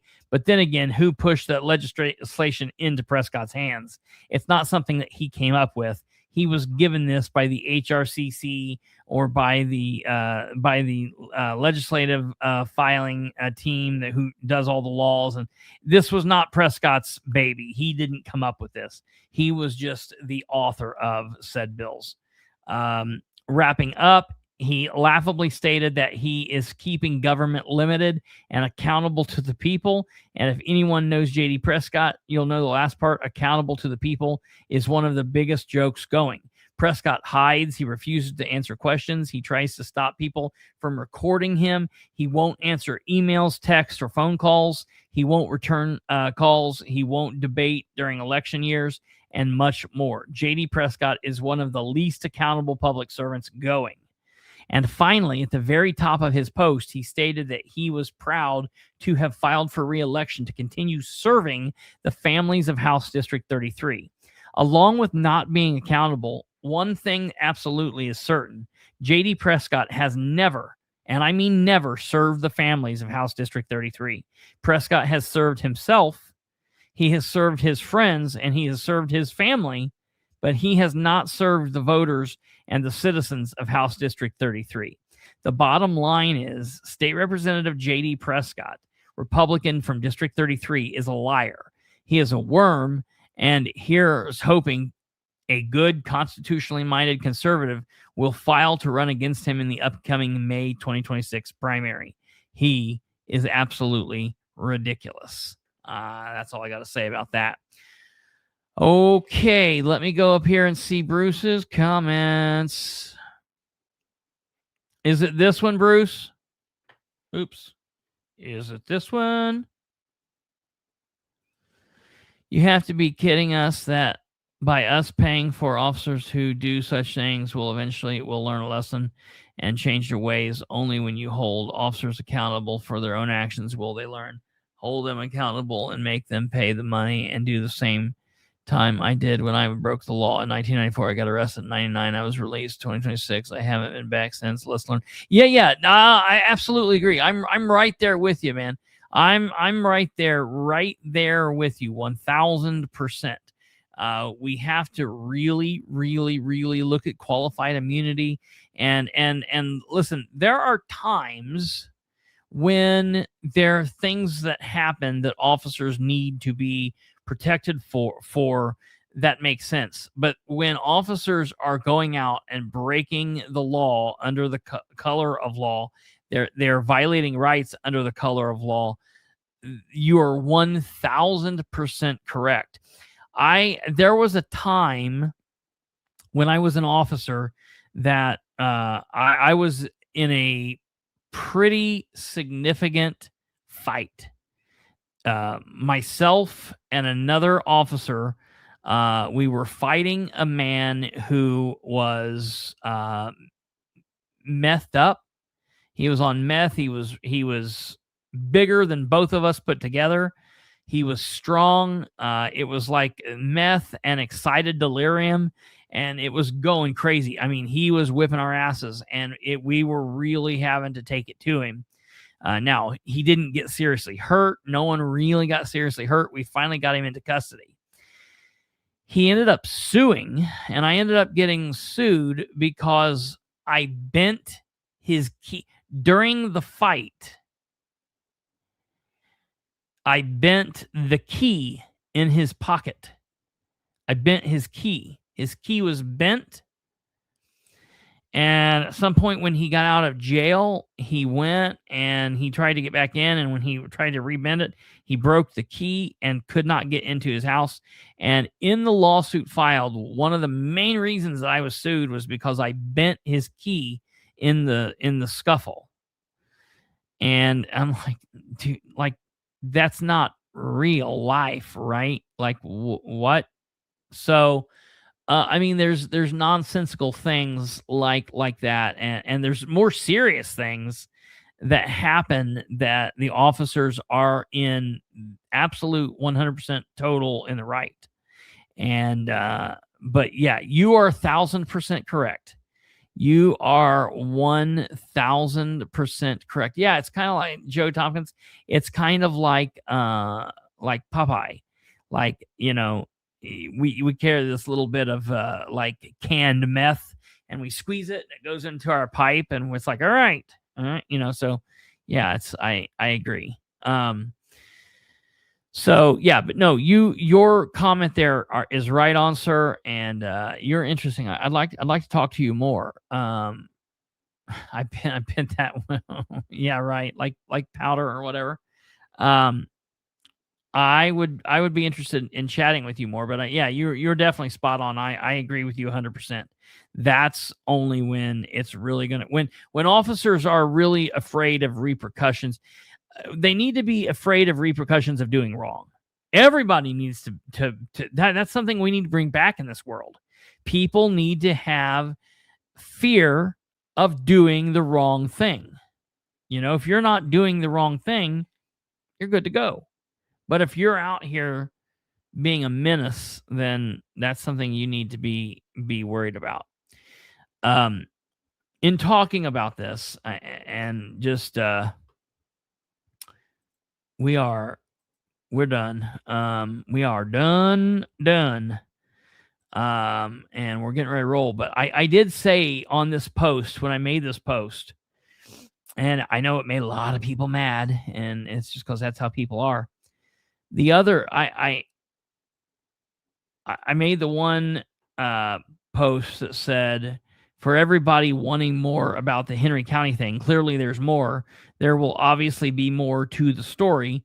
Our team is working on gathering more now. I hope we'll have more by Sunday night, which we did. Tune into the Political Spotlight on YouTube to watch this, I then made another comment, and listen, I don't care how you personally feel about the situation in Minnesota. I don't care if you support what the ICE agent did, you don't support what the ICE agent did, you support Renee Good, you don't support Renee Good, I don't care where you fall on this. But it's important that people understand, and I put this on there. I said, for those of you attempting to compare the situation in this video, in this situation in Henry County, for those of you trying to compare the situations between the ICE agents and Renee Good in Minneapolis, Minnesota on Wednesday, January 7th, to the situation in Henry County, all I can say is that's complete ignorance. The situations are nothing similar. They have nothing to do with each other. And whatever way you fall on whichever situation, it's comparing apples to a bicycle. Okay? So it is what it is. That's all I can say. All right, folks, thank you for tuning in. Thank you for sharing. Hey, hit that like button before you roll. We've had a lot of people in here watching. If you're new and you like what you got here, consider hitting that subscribe bell. Hit subscription on YouTube, hit the bell. We are live 5 nights a week, Sunday through Thursday at 9 p.m. We give you the very best political commentary, national, state, and local, state, and national, all the way around, and give you the news as you need it. Even though we're not journalists, we're political commentators. You can like it, you can love it, you can hate it, whichever way, comment, and we don't censor people. We'd love to hear what you got to say. You can communicate over here. If you're here in the future watching via replay, you can comment down below. Share the show with everyone you know, and we'll see you back here tomorrow night. That'll be Monday, and we'll go from there. You guys take care. God bless. Have a good night, and good.